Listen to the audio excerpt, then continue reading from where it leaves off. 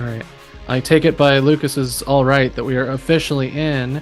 Welcome back, everybody, to Nostrodamus Corp Phantom Ice, a Lancer mini campaign here at Ballad of the Seven Dice. I'm your robot mechanic Capitan Ian. My pronouns are he, they. You can find me here on Ballad, among other things. And this is my lovely crew of Lancers here.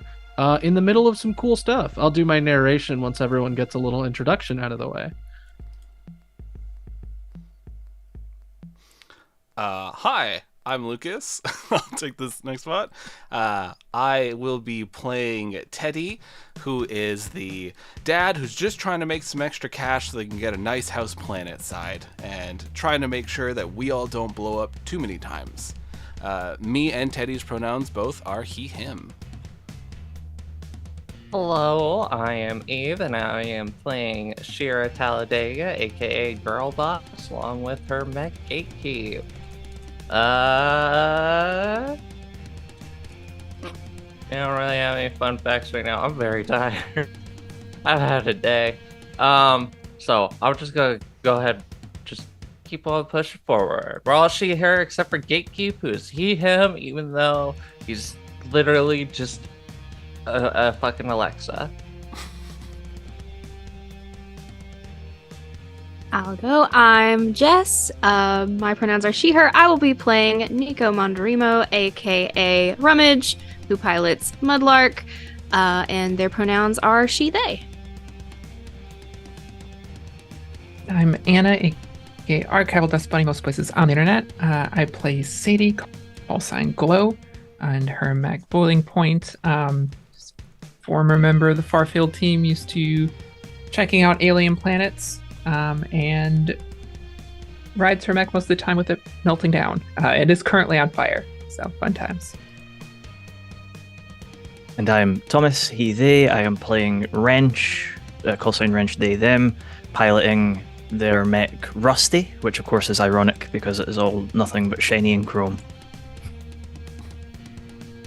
All right. Well, as we figure out some stuff behind the scenes, I will get us started with a little opening narration.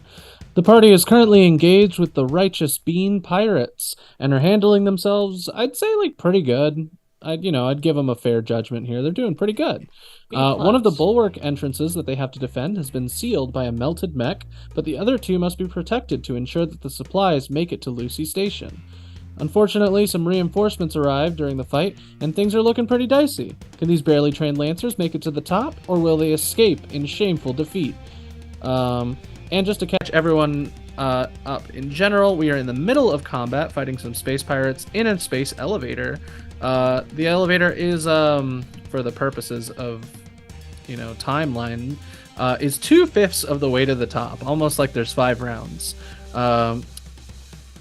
Lancers, how are you feeling at this moment? What's going on in your pilot's brains as like the some of the pod doors just kind of crash open and 2 more enemy mechs step through? So proud of everyone. Everyone's trying their best, and really, we're taking them down as a team, and just loving seeing this. No one's blown up yet. Makes me feel good. Shira has a fun, peppy tune going through her head, and that's it. Nothing else is happening up there. Nico is kind of miffed. They forgot about their own bees. Probably because the mechanism to launch it was under like 4 other layers of buttons that they had installed. So they're just pondering how to fix that once this is over. But also, these people just showed up and we need to deal with that. Sadie has the air conditioning on full blast in the cockpit. She is well into the danger zone in Boiling Point. And she's a little nervous because she's normally not in the front line of battle, but because of our new visitors, is suddenly very much in the front line with a lot of damage to her frame. It's a little nervous. So far, Wrench is more concerned with the actuator movements of one of their tiny, little tiny manipulator arms, thinking it's just a little bit too slow.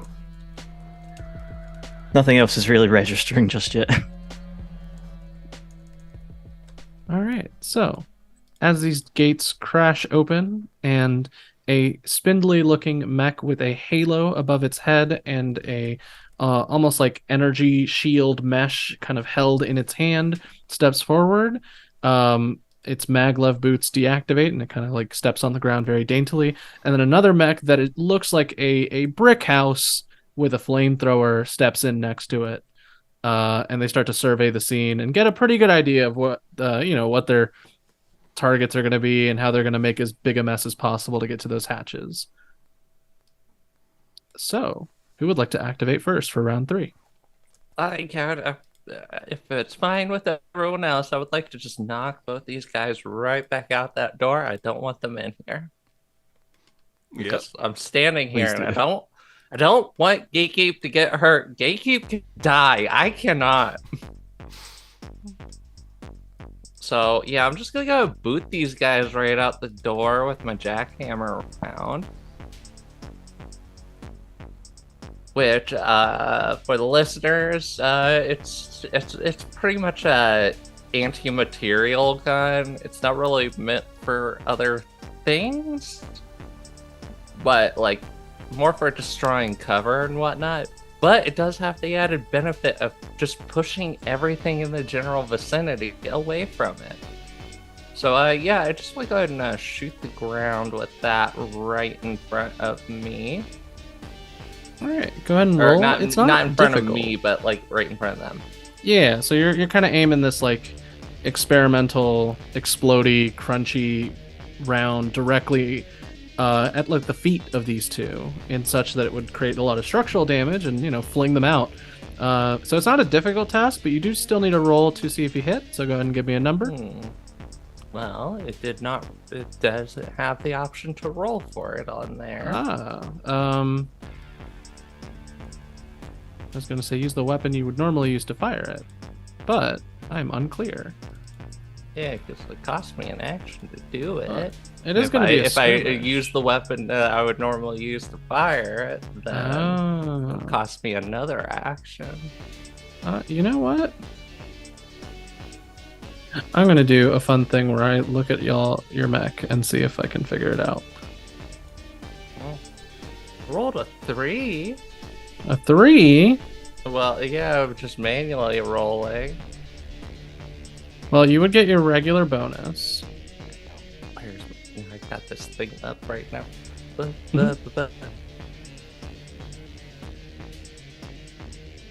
Well, my regular bonus is apparently 0.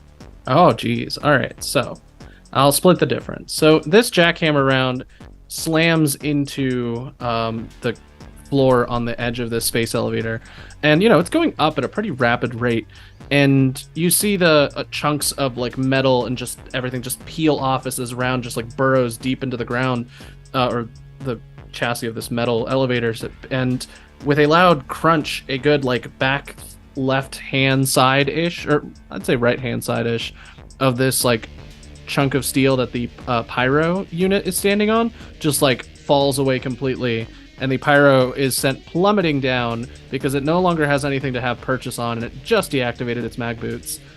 So that guy gone. All right. The priest, however, does nimbly dodge out of the way. In that case, we'll go ahead and shoot the priest with my mortar. Ooh. So you're doing a whole what's the word for it? Skirmish. A barrage. Oh wait, no, it's skirmish, because it's your special weapon. That's right. Mortar's just my main mount. Yeah. All right. What are we looking at? I rolled a 15. Oh, that definitely is going to hit the priest, as far as I'm aware. Oh yeah, totally hitting the priest. So 15 to hit. How much damage? Oh shit! Apparently, I rolled a nat 20, but my difficulty took it down. Oh, so you could have rolled double dice for damage and to pick the highest. So, but yeah, how much does mortar fire really mess up this priest max day? oh shit! Max damage, 6. Or, 6? Never mind. I guess that's 5 plus 1. So, Okay, not so yeah, quite 6 points of max. damage. So yeah, the priest is not armored or anything and doesn't have any special stuff going on, and takes a good chunk of damage as mortar fire just rains down on it after it nimbly dodges the jackhammer round, and it turns to kind of face you. But priest doesn't have huge combat capabilities on its own. It's meant as more of a supporty unit, and without a big pyro to support, it's not really as useful. And with that, I'm just gonna go ahead. 1, 2, 4. I'm gonna go ahead and just move up here to get out of its way. All right. So that's both your quicks. That's both of your quick actions and a movement. Are you all good? Yep, I am good. All right. So I believe my assault was prone, so it's gonna get up using its movement. Ah, dang. And it sees Segway, and it's can't really do much else. I believe it takes all its movement to get up from prone, unless I'm remembering incorrectly. You know what? I can check by looking at the status and condition section. Unfortunately, its gun shatters as it stands up. Oh no. Its gun explodes. Yeah, Also, okay, its bullets. full movement to get up. Ah, cool. So that's fine. It would rather be standing than not. So it levels its weapon at you, Bestie, and without much fanfare, because they've had a real rough go of it. They're not feeling very good. Is just gonna do a skirmish with a main rifle. Does an 8 hit you? 8 is my evasion. All right, so it just barely hits you, dealing 6 kinetic damage. Oh, jeez. I believe you have armor, so that might be reduced somewhat. Reduced by 1. Yeah, so Perfect. 5 damage. All right. And then for its other action, it's going to do a tech action to try to invade you. What's your E defense? I believe it's also an 8, but let me check. It's an 8. Ah, okay. So it's just going to make a tech attack against you. You gain 2 heat, and you are impaired until I'm the already end impaired, of your next though. turn. Oh, well, then it doesn't stack. You're just impaired as normal, but you get some more heat. Oh, it's getting a little toasty in here. Yeah, the main thing is the assault has only the one gun on its weapon mount, so it can't really barrage it up. So that was the assault's turn. Who would like to pop up next? I guess I would, because I'm dying. You'll be fine. Yeah. Let's see here. So the assault just shot me. Like taking a glance, paint me a word picture. How does the assault and the weird beehive thing? How are they looking? All right. So to pan over from your point of view from left to right, you see a smoldering, like half heated up to dangerous. It's in the danger zone, much like Boiling Point is right now. But you see this assault mech is like looking pretty rough. They just got knocked around and tossed around by a bunch of hacking attacks. So they're looking rough. I'll say that's a good word for it. Rough enough that like one attack will definitely finish them off, probably. Similarly, the hive is now currently like, you also pan over a smoldering, like glowing slag of metal that was a support mech, but is no longer anything relevant except a blockage to stop enemies from getting into the hatch. And then you pan over to the hive, which has been knocked over like a child's toy. And you can see that it's beeping and booping, so it's still controlling the swarms and everything, but it is also looking similarly real bad. In fact, if you can barrage and hit both of these, you're very likely to finish them both off. All right, that's what we're going to do. So bring up this here barrage. So we'll do the assault rifle on the beehive there. All right. And I got to use 2 different weapons, right? Yep. Okay, and then I'll use Unless- I think the pistol on the assault. Sure. Go ahead and roll. All right. So You do have, let's see, the one that's prone, you do have what's the word? Accuracy for. So with the assault rifle, I got a 15. Yes. You definitely are hitting the hive.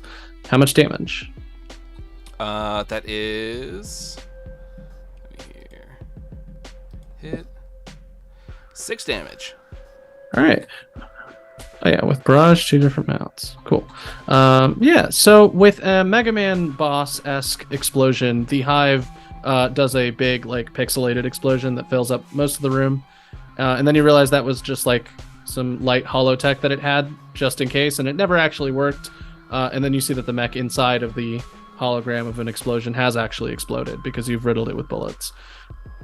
And your pistol. I got a 14 to hit with the pistol. Oh, your 14 is going to hit. How much damage? I am doing 2 points of damage. With a beleaguered creaking of metal, the assault is left just barely standing. It is looking like you missed a vital piece of its like core framework by like just an inch or two, and it's not going to be long for this world, but it's definitely going to be able to pop off another shot if it activates again. You're going down, Ronald!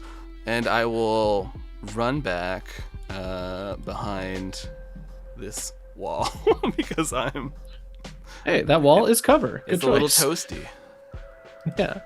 All right. So the hive doesn't get to go because it exploded. The priest is in a very unenviable position. So it's going to try to abjure Gatekeep. So Gatekeep, what's your E defense?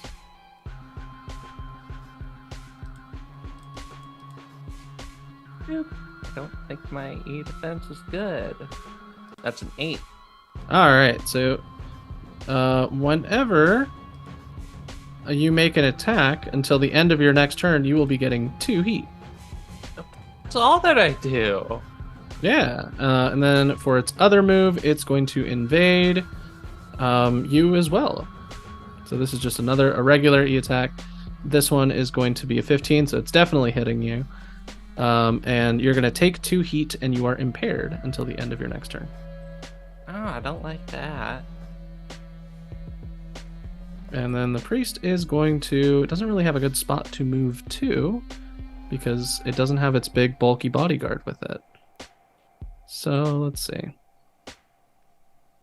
I'm thinking...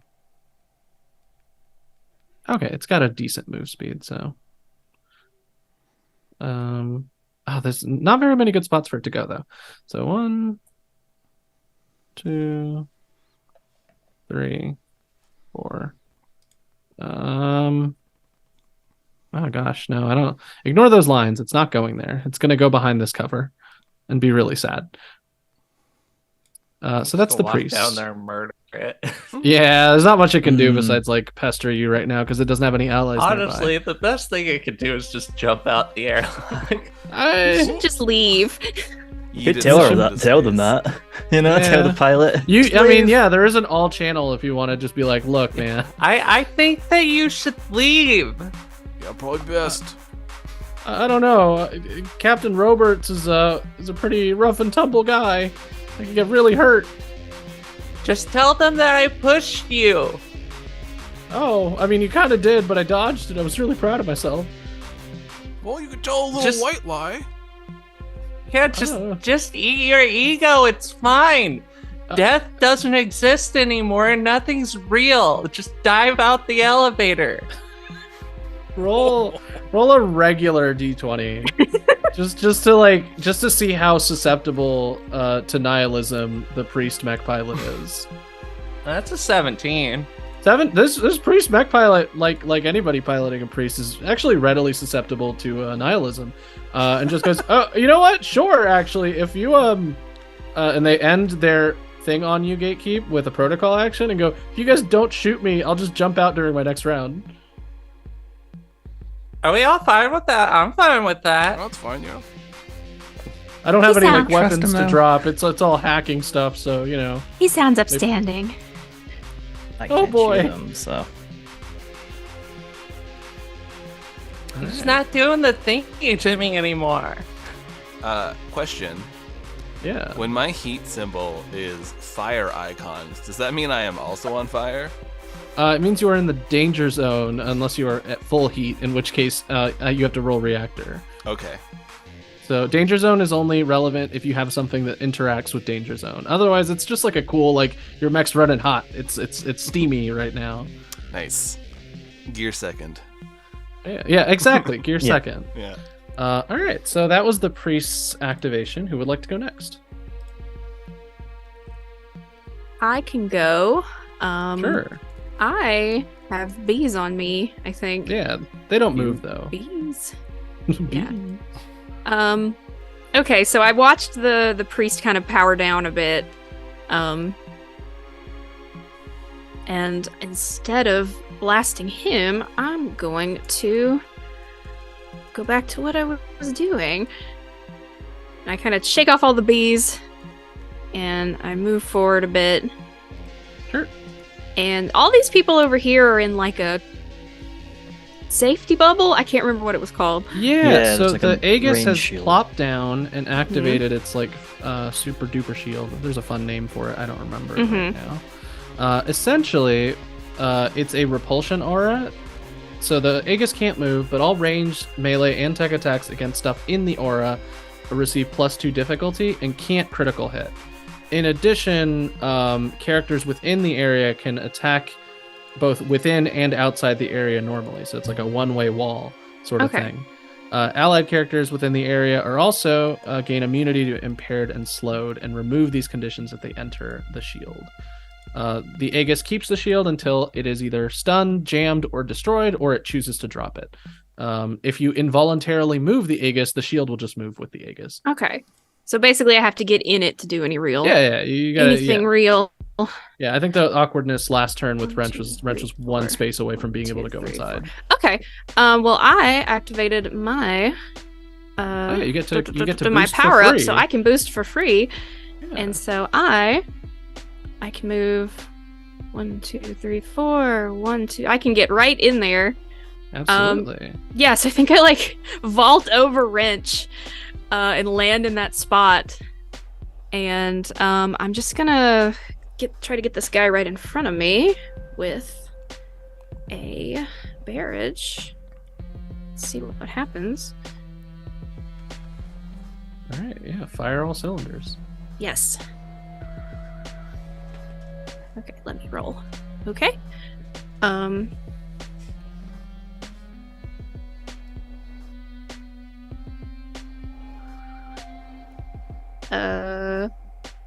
Okay, I rolled a 17 to hit For sure. for 5 hitting. damage.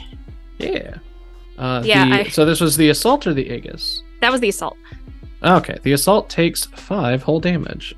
It is under the effects of heavy cover because it's next to the Aegis. Mhm. So you might need to roll some difficulty. What was your full roll? And I'll make It a was judge of 17 for 17. attack. All right, go ahead and roll an extra difficulty because it's like being under heavy cover. Okay, I already resolved all of that though. Just roll a d6 on roll 20 and subtract it from your 17. Okay. You should still probably hit.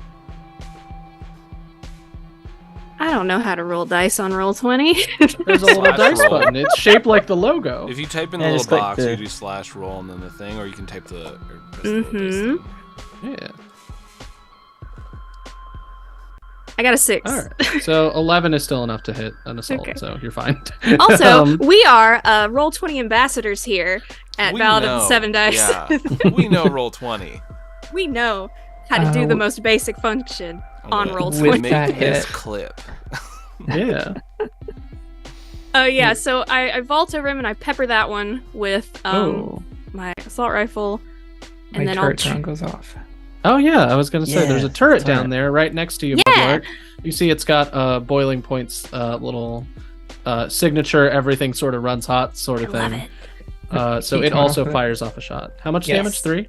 3 damage, and just note my turrets have 10 HP, so it's still a 6, not 1. Ah, okay. So it should be at 6 out of 10. You got it. Okay, and then my second attack, I'm just charge up my own cannon and I'm gonna shoot him again. Go ahead. 4. That was a 13. Okay. So 13 with the remember to do the d6. Oh wait, a cannon goes over. You're fine. Yeah. Ignore cover with cannons. So that's damage. How much? It did 6 damage.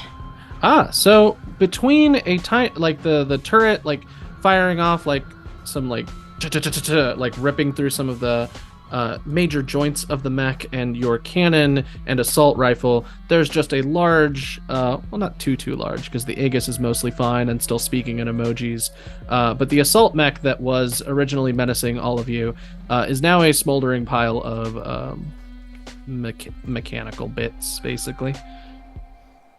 Nice. Nico's just like cackling. Yeah, you see the Aegis is sending a lot of angry emojis, like a little middle finger, a bomb, the gun, but the gun has been replaced with like a water gun because of like safety concerns or whatever. Because it was seen as too close to bullying. So the Aegis is very upset. I send back some water guns. Yeah. I like to think that there is like people there. We are in this futuristic place. All these mechs are constantly going to war, but then there's these people who came up to some sort of administrative group and went, "I just feel like the other group's really bullying us, though. I'm not a big fan of this." And then they We have to talk to HR. Yeah. You'd be HR happy to concern. find out that the Righteous Beans have been to those meetings before because they get bullied too much. Love it. Yeah. All right. So Mudlark, that was your turn. I was gonna say activation time. It looks like all I have left, I say very delighted at y'all's progress, all I have left is my Hive and my Aegis for this round. So I'm going to have my Hive, let's see, system. Well, first I'm going to roll to see if it recharges its drone making. It does not, so it can't make a new swarm. At the start of its turn, this has not been relevant yet because no one's... Wait, are you still out? Beans. I thought we were going to have some fun, but you're not within range 3. No one's actually gotten close to a Hive, so it has not become relevant. Instead, it's just going to do a drone barrage and an HK Nexus. So Mudlark, that is a 20. You take 3 heat. Okay. And then it's going to use a drone barrage. So it's going to make a tech attack against you, Mudlark, to basically try to push you out of this of the circle. So 19 is definitely going to hit your E defense. Oh yeah. It's going to make you move. My little water gun emojis just shatter into pixels. The Hive, who does not speak in emojis, just goes, "Oh yes, I'm very pleased with this result," and sends you careening 5 spaces in that way direction. That's 1, 2, 3, 4, 5. All right. So just launched you out that way. Just loud clanking into that pipe. Yeah. The pipe hisses a little bit as you run into it. All right. Who would like to activate next? Because that was all the Hive is going to do. It's pretty safe and secure next to the Aegis. And that's kind of what I want to go next. I want to take that Aegis, get rid of that thing. Absolutely. So obviously I activated my core power as well last time, so I'm also still able to boost for... You'll have plenty of movement to work with. Plenty of movement. I'm just trying to think. And I believe you have an extra quick action too. Or wait, that might be something else. No, yeah, it's I think it's another thing. Well, that's the... Yeah, I noticed that as I was reading more again, that you have Everests have an initiative ability that gives you a quick action, but I don't know. I think it's like once per combat. Yeah. Okay, yeah. In case you want to go super extra hard, you absolutely can. Now, since I actually also have the jump, what was it, the jump jet? Rapid jump? Yeah. Rapid burst jump jets. So does that mean, since I can technically fly while I'm boosting, can I just jump over this? Yeah, you can jump over the cover. Yeah, it's like a big metal like piece of like architecture and storage. You can jump over it with your jump jets. It's mainly because now that I know about the whole 3 squares thing, you shouldn't have told me that. I'm trying to stay away from that Hive. Well, I mean, it'll be all the way in the next round where it will become relevant. But I mean, so it's not that bad, I promise. I will barrage as part of this. I'm going to be shooting the Hive and then using my charge blade against the Aegis. All right, so it still is next to the Aegis, so it has heavy cover. The Aegis itself does not, though. So you want to see if you maybe aim for the Aegis first, because it might make hitting the Hive easier. Yeah, I will do that. We'll roll the.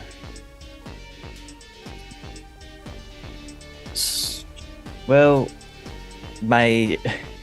Well, that sucks because my charge blade got a 3, Oh. but Okay. and you said I've got difficulty with the.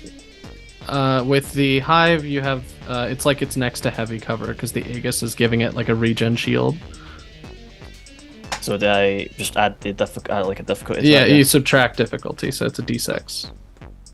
Oh well, I still got a 18. 18. Yeah, you absolutely still hit the hive. You don't crit, which you can't crit when allies are in the zone anyway. Which but you do hit sucks, for 'cause full I have damage. brutal, so I could have. Like, All right. How so much damage are you doing to the hive? the hive is 4 damage. All right, it takes 4. So this is with the which weapon? My assault rifle. Oh, okay, yeah. You take out you wheel with your charge blade and try to hit the Aegis, but it like holds up one of its like heavily armored appendages just enough off the ground to like block it with a little parry. And while you're doing that, you also kind of like do the whole dual wielding thing and like swing around with the assault rifle and fire off some shots, dealing 4 damage to the hive. I'm trying to I- think. You do still have. I think if you want to do anything else, you can go ahead. You can move too. Yeah, I was wondering if I want to actually move or not. Like, move back.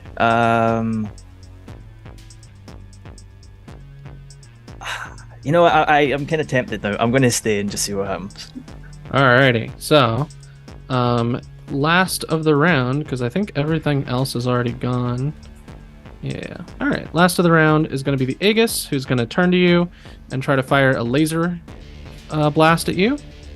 It's going to deal 3 energy damage and 2 burn damage to you.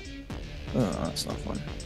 And then it's going to try to invade you as well. So that's definitely hitting. So you take 2 heat and you are impaired. Oh, 2 heat isn't good. I'm at 5 as well. I get that.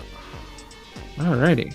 So, with that, the elevator hits another, like, there's a bar in the deployment zone that shows how close the elevator is to the top.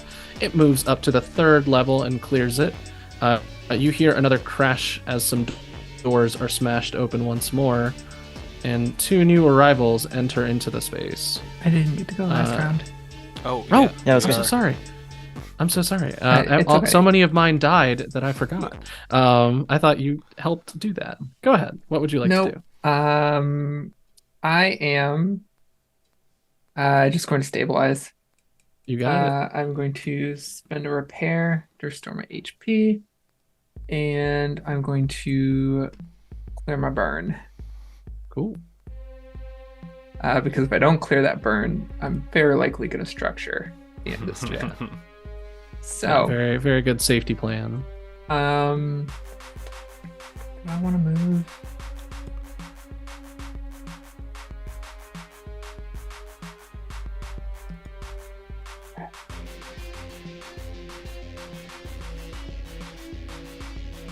Oh, but that's my turn. All right. So, as the elevator clears into that 4 out of 5 stage, you see another door, like further in the ring. It kind of rotates around, but you can see it at the edge of your vision. A crash as another door swings open, and 2 Ronin mechs pop out. They unsheathe their charge blades and enter the space, look over and see the molten bits of support, and decide they're going to take the Pac-Man way around and come from the other side so they can get the support of the Aegis. So, top of the round. Who would like to activate first? We gotta take that Aegis out. Yeah, I might go first just to try and Mhm. see if this charge blade can do any like damage to this thing. I can see if I can help you next round. Yeah, let's all these buttons. Right. I want to just. Yeah, I'll just. I'll try the same thing, and I'll just try the charge blade against the Aegis and the assault rifle to Hive, just hopefully try and like You got it. kill this thing. So we'll go charge blade.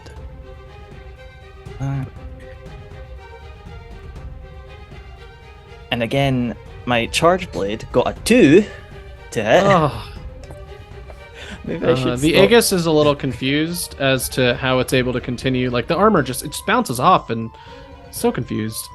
And again, Ren's just like, the actuators on these damn arms are just not working right.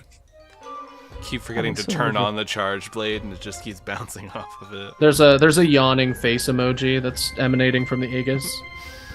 It's like I've got a Bic lighter, like clip thing that on my charge blade. It's just not lighting correctly. I'm just like, come on. Yeah, of course. For my assault rifle, again, adding difficulty, got a 12 to hit. That Against still is the- gonna hit the the hive. hive, so you deal damage. The clearly the charge blade is some sort of distraction. It's some sort of light show to keep everyone. That's it. That's it. Don't watch the gun, watch the knife. Of course, of course. So how much damage are you hitting the hive with? That is 5. 5. All right, so not bad, not bad. I'm getting there. So, with a metallic crunch, you see the hive has now turned its full attention to you. It will activate for the turn, and I'm gonna lower the music because it's too loud even for me.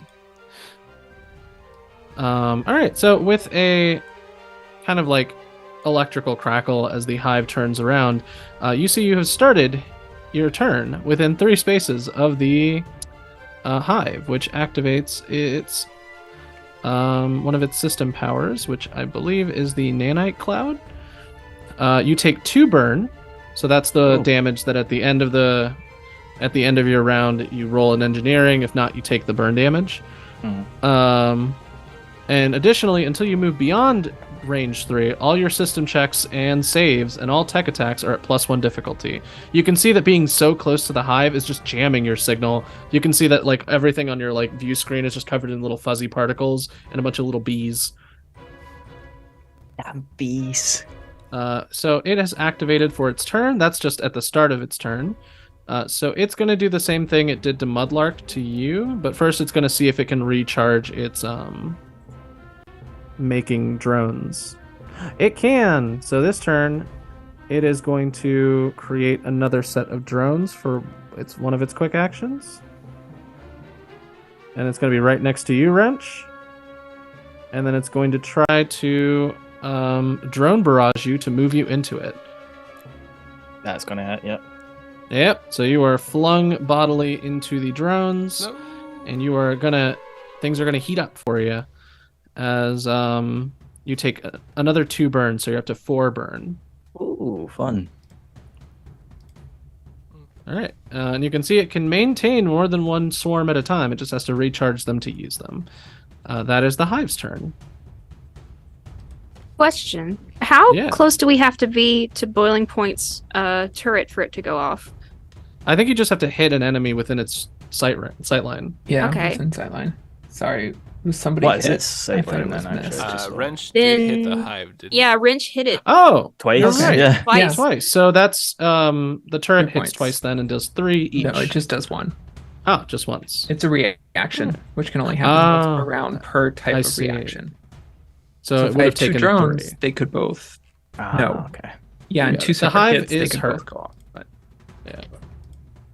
Hive Some- is hit, and I have updated its HP to reflect that. It's looking a little bit more rough. Who would like to activate next after the hive?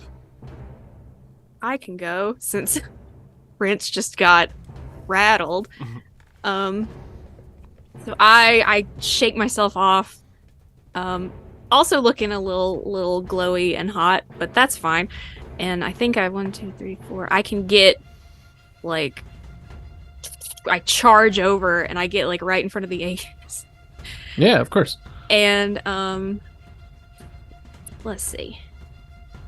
Want Please to... don't show me up. Oh. I'm gonna. Please. Anyway, this does the most damage. Yeah. Okay. I'm supposed to have. Okay, hold on. +1 accuracy. And they have +2 difficulty or +1? They have the Aegis itself doesn't have any extra Okay. difficulty. It does have armor though. Okay. So it just whatever damage you deal, unless it's armor piercing or energy, it just take a 2 off of it. Yeah, I'm like, you leave Wrench alone. And I run up and I just kind of the same thing. I'm gonna pepper him with my assault rifle. Hopefully hit. You got it. Oh, I missed. Wait. Did you? Assault rifles have reliable. Oh wait, but the armor will cancel it out. Oh. Yeah. It didn't show me a hit number. It says direct hit confirmed for 5 damage, but it doesn't say what I rolled. On the far right hand, it doesn't have like the 2 little dice. Oh wait, yeah, I got a 21. Okay. Oh, sick. Yeah, you definitely hit the Aegis. Okay. How much damage? 5? 5. All right, reduced by 2, 2, 3. And then the turret has already gone off this turn. So Yeah, it and cannot then go off I'm again. barraging, so again, just laser cannon right to its little face. Sick. The Yeah, so equivalent of you're- its face. Yeah, it makes a little face emoji with it's like the shocked Pikachu, but it's not Yeah. Pikachu. It's like a far future version of Pikachu. Future Pikachu. So just I Pikachu. got Cyber Futurechu. I got a 13. Which 13 to hit. yes. I believe that's going to hit the Aegis. For The numbers in 6. general are much lower. I know we're used to D&D, like especially for early tier Yeah, units. it's like, the oh, I numbers are only rolled a lower. 13. That's what I Oh, noticed, But that's yeah. fine. Actually fine. So yeah, for example, the Aegis, you have to roll above a 7 to hit. Whoa. Yeah, to be fair, a lot of us are like 7s and 8s. So Yeah. Yeah. All right. So how much Well, damage with your laser 6 cannon? explosive damage. Oh, explosive. Mhm. Very cool. It's funny that the laser cannon is explosive. I believe that's not armor piercing unless it says it on there. So Don't Nope, remember. just says explosive. Okay, cool. Then it's gonna deal a good 4 damage, which is gonna leave the Aegis looking rough. One more good hit that can get past the armor will definitely take this Aegis out. Nice. when you hit, Alright. does the turret hit, or it doesn't matter because of the armor? It's one per. It's only got 1 reaction, Oh, I gotcha. so it's already shot the hive this round. Oh, If and that I makes just sense. I just send Wrench like a string of sad emojis. And it's like the no symbol, but then there's like bees, like no bees. again, It's a good just choice. ignoring the million messages. Just like It's- everyone's on It's mute. hard. Yeah, Wrench, it's hard for you to get like focus on any other messages because your screen is just filled to the brim with like little fuzzy hollow bees that are like attacking your mech and like ripping little chunks of it. All right. So that was Mudlark. I'm gonna say the Aegis is probably gonna it's gonna fire its little laser light at you, Mudlark. 14. You take 3 energy and 2 burn. 3 energy to burn. All right. So your burn is 2. So at the end of the round, I believe, or at the end of your turn, it'll do the thing. Excuse me. I had dinner before this. So yeah, with that, it's also going to make a. Is there any special other thing it can do? No, it's just meant for shielding and messing around. So it's going to try to invade you, Mudlark, and fail miserably. Nice. I don't think even you have E defense that low. Who would like to activate next? I'd like to, if we're good. Yeah. Also, the music hath ended, Oh Yep. no. but I want to pop start back it around over that again. corner before he can get the chance to shoot me. Yeah. And I want to do a barrage, like just screaming, pressing the buttons, pulling the trigger. Really think that just because it's like warm in my mech, I'm overcompensating and think I'm gonna die. Of course. Of just course. fire at this almost destroyed mech. Yeah. So go ahead and give me your first attack, and we'll see what else happens. Okay. So I will fire that off. So first attack with the assault rifle is a 10. All right. So 10 is, I believe, going to hit. Oh, really? Okay, sweet. Yeah. The evasion for assaults is just an 8. So I do 5 damage. Yeah. The assault turns to look at you, and raises its gun, but right before you just unload like almost an entire clip into this assault, Lean back from and the it mic. starts to smoke and like smolder, and then it crumples to the ground. As I'm just screaming and firing Yeah, you this. do still have a second attack, but it kind of I'm not do going to take fire away the an action pistol. from you. I am firing Okay. the pistol at the wreckage of Okay. the mech. Just You got Broken it. mech. you just keep shooting You, it. you got it. Yeah, One of those breakdowns. Okay. yeah. All right. So with that, handled that well. Got it. You're going to hear a low buzzing segue as instead of bees, it's Ronin mechs. 1, 2, 3, 4. Oh, I thought they were Pac-Manning. Oh shit. One of them is Pac-Manning. The other one has decided to deal with that very scary thing that just happened. So it's going to move 5, and then it's going to move another 5, and you can see jetting from its like knees are just like a bunch of like smoke, like fading, like almost like flak dispersal to like keep it under soft cover as it boosts, because it did boost this turn. And then you can see the other one. Oh, actually, one of you activates next. So what would you like to do? I guess I could blow up that guy real quick. Yeah. Yeah. Protect me. Go ahead and move gatekeep right there. And yeah, I guess I'll just like barrage it real quick. Sure. So I don't think just throwing up a bunch of smoke's gonna help out with me too much. Doopy-doopy-doo. Where's my stuff? There it is. Yeah. I'm glad I didn't go with reloading earlier. So that wouldn't have helped. Once you get closer, Gatekeep and Girl Boss, you can actually see that these Ronins, as they have unsheathed their swords, they almost like double in length. Like they kind of unfold themselves like a butterfly knife, and they have extra long blades, which may become relevant. Oh, well, that's sick. For my mortar, I rolled a 13. 13. Let's look at the stats. With a 13, you are going to hit the Ronin. Wait, did you add your difficulty from, or subtract the difficulty? Oh, yeah, no, Because it it- automatically added it. Oh, okay, so it has soft cover because of the flak launcher. In that case, let me add one more. You should still be able to hit, unless you roll high on the difficulty.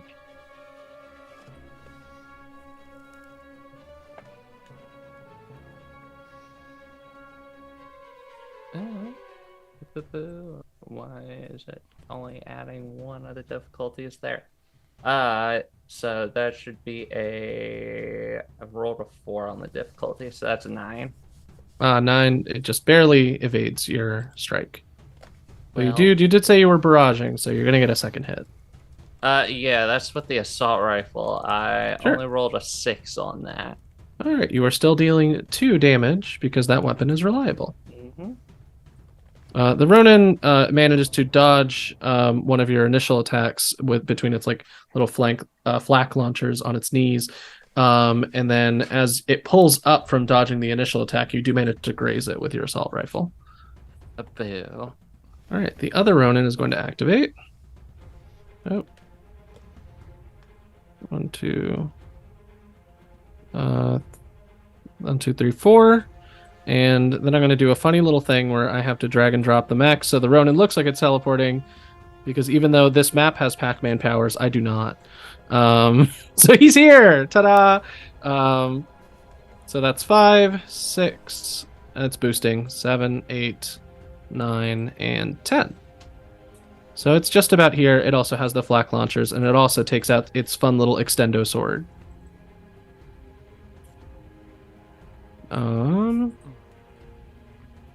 I feel Interesting, Like that's this is gonna fun. be a real anime moment when this thing. The Ronins, just as like baseline enemy mechs, are like all of their little extra perks that you can choose to add to them are deeply anime. It's very funny.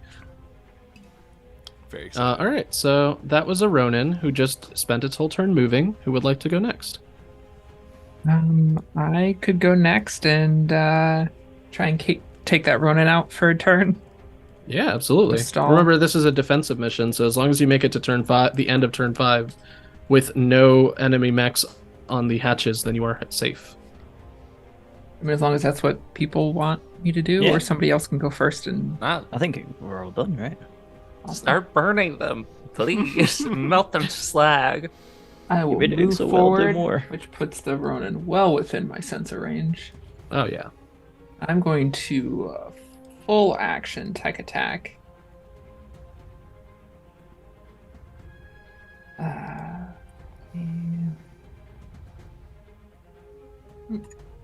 Start the next round. Sorry. Round 3. 4 movements.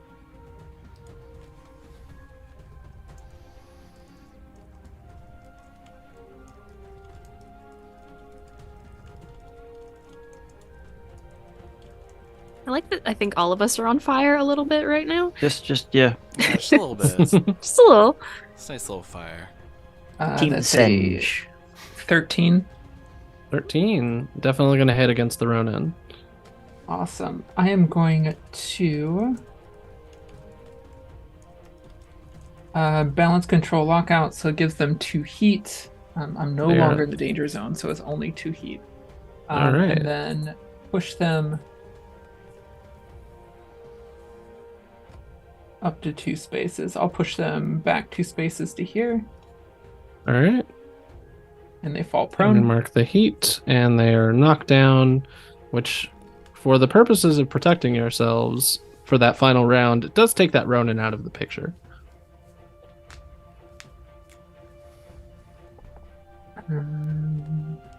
And then for the second one, I will do it again. That's an 11. 11. Yep. Still going to hit the Ronin. Awesome. 2 more heat. I'm going to once again balance control lockout, and since it is already prone, it is immobilized until the end of their next turn. Oh, sick. Yeah, no, this Ronin is essentially out of the fight for the final round.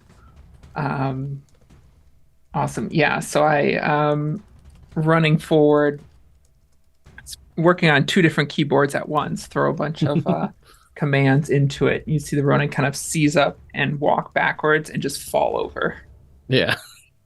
It drops the cool extra long anime sword, and it refolds in on itself into a regular charge blade. That should keep them down for now. Thank All right. you. So that is boiling point. The priest is going to follow directions, and go 1, 2, 3. It's whole movement, and it's just gonna plummet down and try to deal with the gravitational forces as it does so. It will. The priest pilot will survive. They'll likely get in trouble with Roberts, but that's a story that we will never touch upon again. Goodbye, priest pilot. Waiting for the Bye. spinoff. It will not happen. Story ends here. All right, so that is, I want to say, all of my little goons and all of your little goons. So we're gonna start top of the round again. It is now turn 5, the final round. You have to make sure that there are no enemy mechs standing on the gates by the time this round ends. Girl boss, you wanna blow up this Ronin before it gets past us? Yeah, I could go blow up that Ronin before it gets past us. Or I could try. I missed a whole bunch last time. Part of the fun is missing.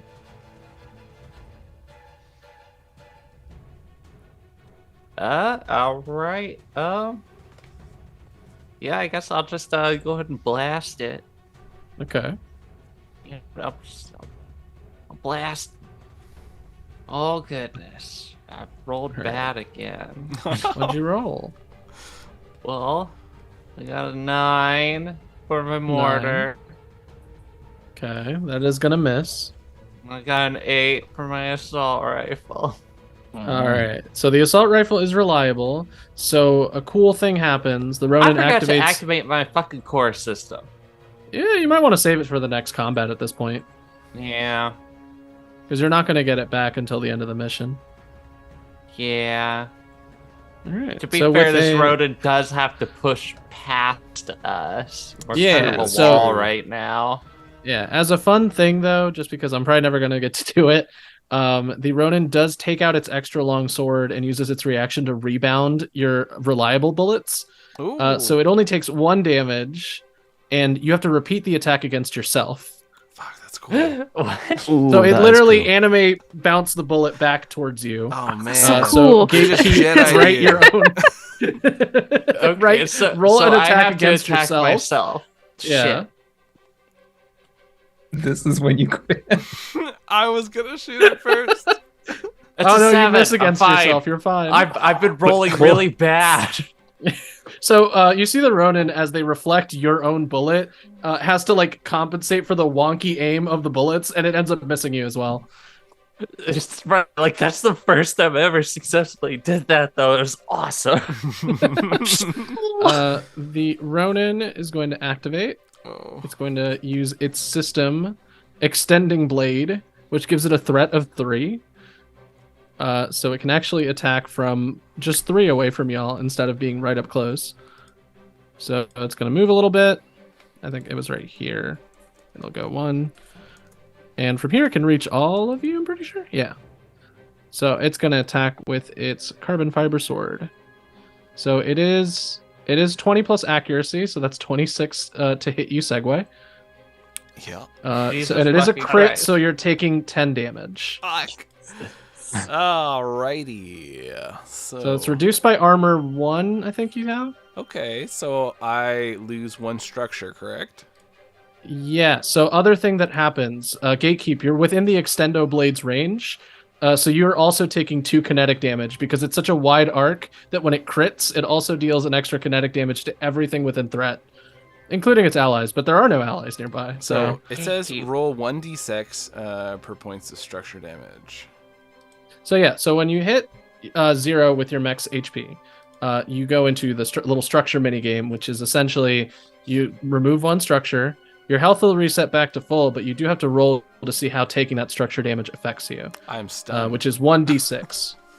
Did you take a custom paint job? I did.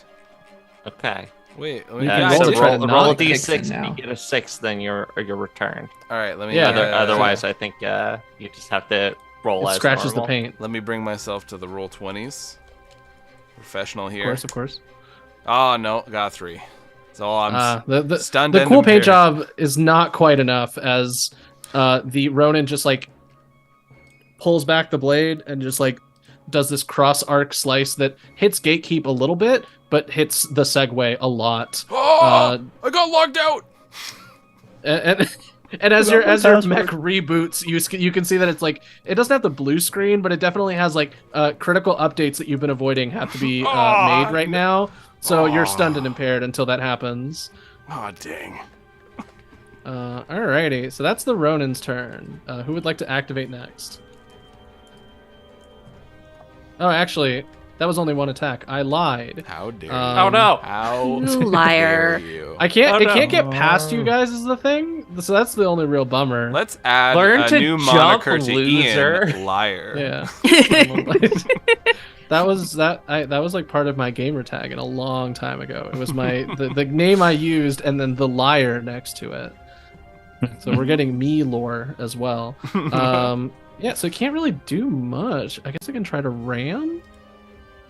Well, I'm rocking a So it's 5 gonna try to evasion it's right gonna now, try to so- it's gonna try to ram Segway. Well, it has to ram Gatekeep for it to do anything. So 1, 2, 3, and then it's gonna try to ram Segway. So Segway, what is your evasion? 5 as I'm stunned. Or not Segway, sorry, Gatekeep, because it has to create a space for it to my run through. evasion is 9. And because 9, Gate keeps alright. nearming, though, it does still count as. Let me see if it's hardcover or regular. If it's You're hardcover, hardcover. then it's 2 difficulties, which is pretty. Guardian, huge. it counts as hardcover. Yeah. 6. So that drops it from a 10 to a 4. So nothing happens. The Ronin tries to push past you, but Segway, your presence is just so inspiring. That and this like kind of like nanotech that radiates from your mech that makes other people near you a little harder to hit. That's a lot. Just of it, really helps yeah. Gatekeep survive getting knocked over. So Gatekeep, there is a Ronin right on your face. Oh, so am I Um, shooting it? Or wait, I mean, that is the Oh, Ronin's okay. turn. Now, whoever wants to activate. Yeah, I was gonna can say, I activate. thought I already went. No. Who would like to go next? I do have a slight vendetta against this Aegis that I do want. Ew. It's so close to death. It's like Just- the pulling down the eye and sticking its tongue Yeah, out. Also- it's sending a little emoji of like a tired, like sleepy person because it's ready to take a nap. And me and my ugly mech just wailed on it. So I will put you out of your misery.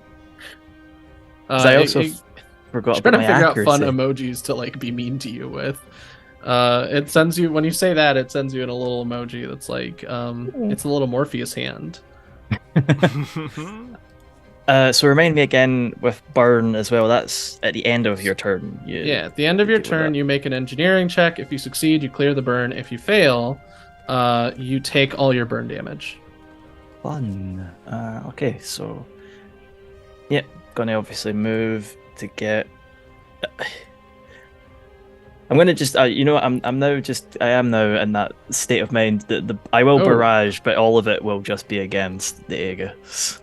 Oh, and I might have forgotten to tell you last time you took burn, you immediately take the burn damage as well. I think I already did that for that too. All right, and then you got it. So you take it immediately, and then it's kind of like poison damage in like an RPG. It shows up Mhm. at the end of each of your turns.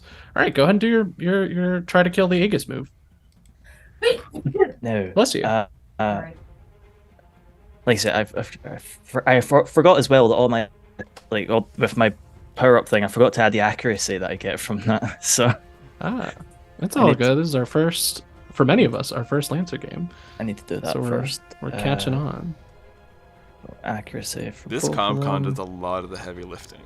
It Yeah. has done a good job for that. Have we? Before I diss on D&D Beyond, have we been sponsored by D&D Beyond before, Lucas? We haven't. No. We haven't. Then, Trash 'em. yeah, this blows D&D Beyond out of the water. Yeah. Mhm, It's mhm. the best RPG It's- toolkit I've seen. Honestly, like top tier, 10 out of 10. Yeah.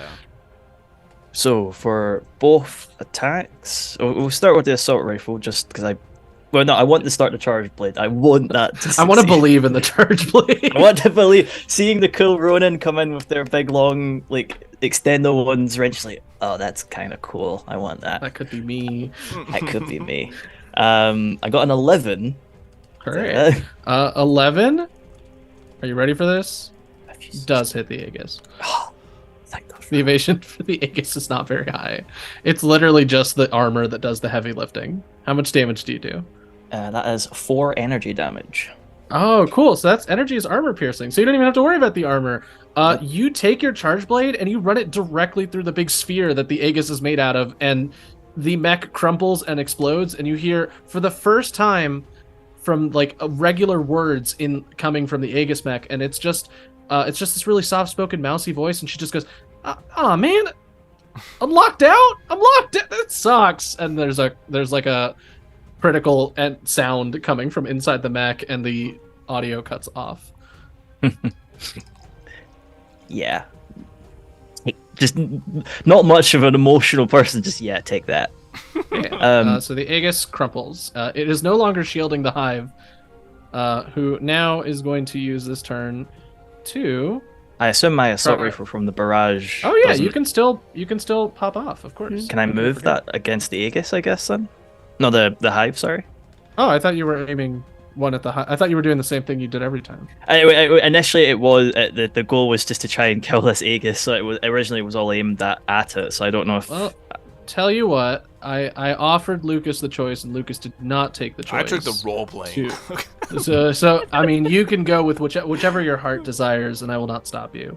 I do like to think again. It's just a kind of cold as the blade has gone through the Aegis's sphere thing. They don't even turn the mech to look. Just point the rifle and take the shot. I feel like Wrench Sure. is also a lot more professional and really has this down. Yeah. I like that you all positioned yourselves to block the doorways for the last round. It actually works Well, out perfect. There's that as well. So All right, 8 to hit against 8 this. to hit. the 8 does Hive. hit the Hive.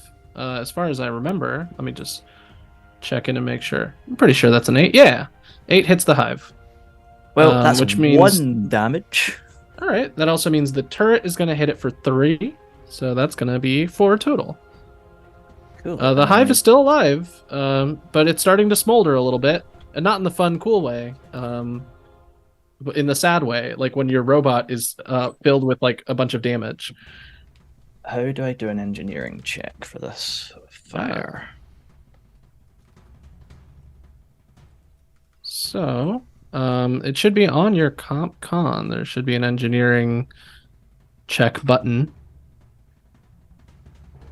Is that on the pilot sheet, I would imagine? Yes. Oh no, it should be on your mech. When you finish the round at the bottom of the page, it should pop up automatically too.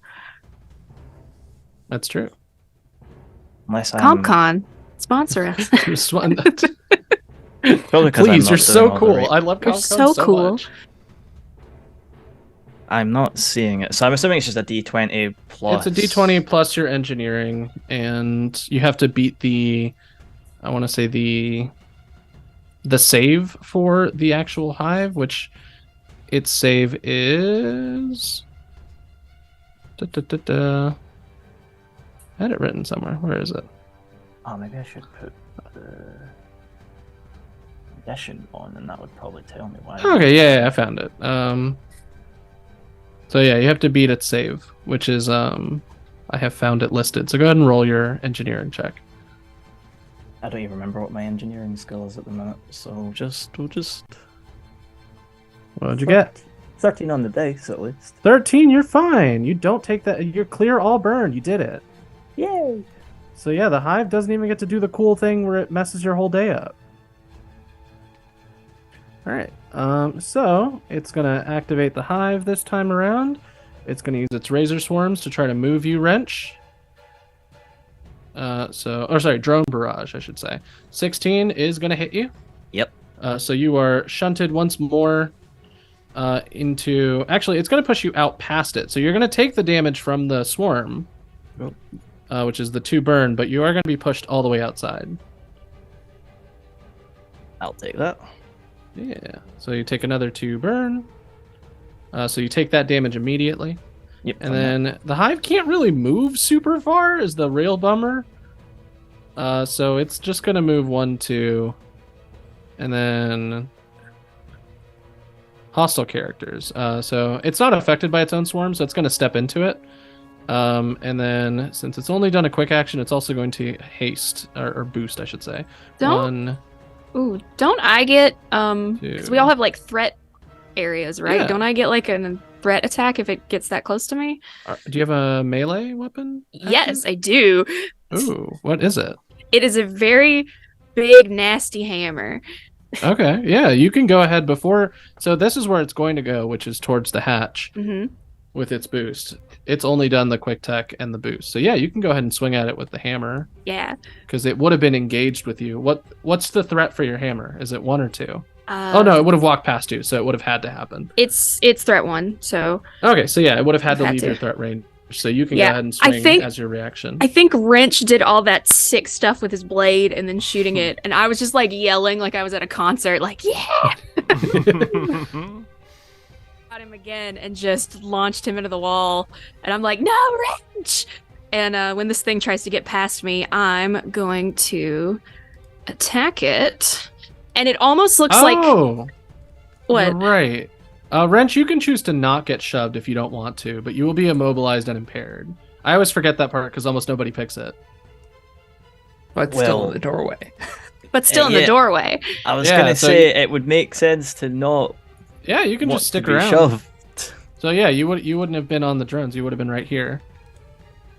So thank you for reminding me of that. So I will say I'll let you get the hammer swing in anyway because it's right there. Okay, thank you. Because you sounded excited about it. Yeah, I'm very excited. Yeah, it almost looks like all the like extra metal just pieces that are just welded on here and there onto Mudlark. It's almost like I reach into it and pull it out of that from my back. And I got a 13 to hit for 5 damage.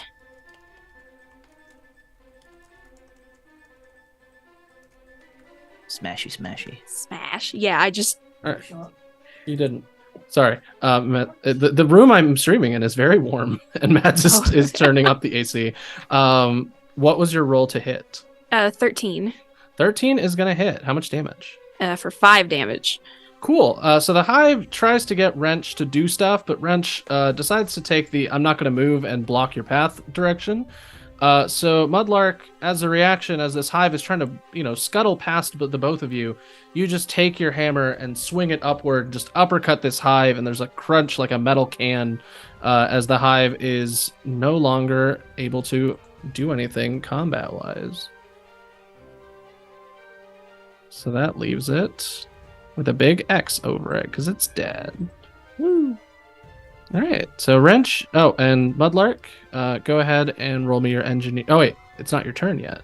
That was the hive's turn. Who would like to go next? I'd like to shoot the hell out of this Ronin Heck yeah. that ruined me. Yeah. So has your stuff ended? Let me look at my list of issues. So I have impaired. I don't remember what that was from. Yeah. I think that was from someone in Impaired was from one of the invade attempts, which just means the difficulty to your stuff. Is that still You going? also were that goes away by now. I do have You stun, were also though. stunned, Yeah, and so I'm you in the can't danger overcharge, zone. move, or take actions. So you can't really do much. Okay. You can do the thing that Boiling Point did, which was kind of do that recovery state, Oh, I see. I can't use my which weapons when I'm stunned. which clears conditions. Okay, no. Yeah, I'll do that then. Okay, I believe there's a button for it, unless I'm getting that wrong. It's an action, which I don't think you do in Oh. stun, but you Oh, can no. take your turn because you should be stunned till the end of your turn, Okay. Then I'll just... which will put you in a better position when that Ronin attacks. Okay, I'll just Okay. boot up and you hear like the windows chime as Okay. I'm just sort of sitting back and waiting. Okay, well, you are back up though. That's always nice. Spinning around to. Do I have anybody left? No, Real quick, I don't. Real quick, hold up. Lucas, Yeah. you could always get out of the mech. No. And do what? Yell Jump at the out Ronin? of the Ronin. mech. The Listen Ronin- here, young You man. can get on the Ronin. That and sword fuck is it up. like a gas station, and it is wrecking me. You think I'm gonna get out there and throw my Paul Blart body at it? Oh, the second this round ends, I'm getting out of there and wrecking it. It hurt gatekeep. This is round 5. The second this round ends, combat ends. Oh, she's still jumping out on. Yeah, you can jump out guy. and do whatever cool victory pose you want. All right, so I will say, Run away first.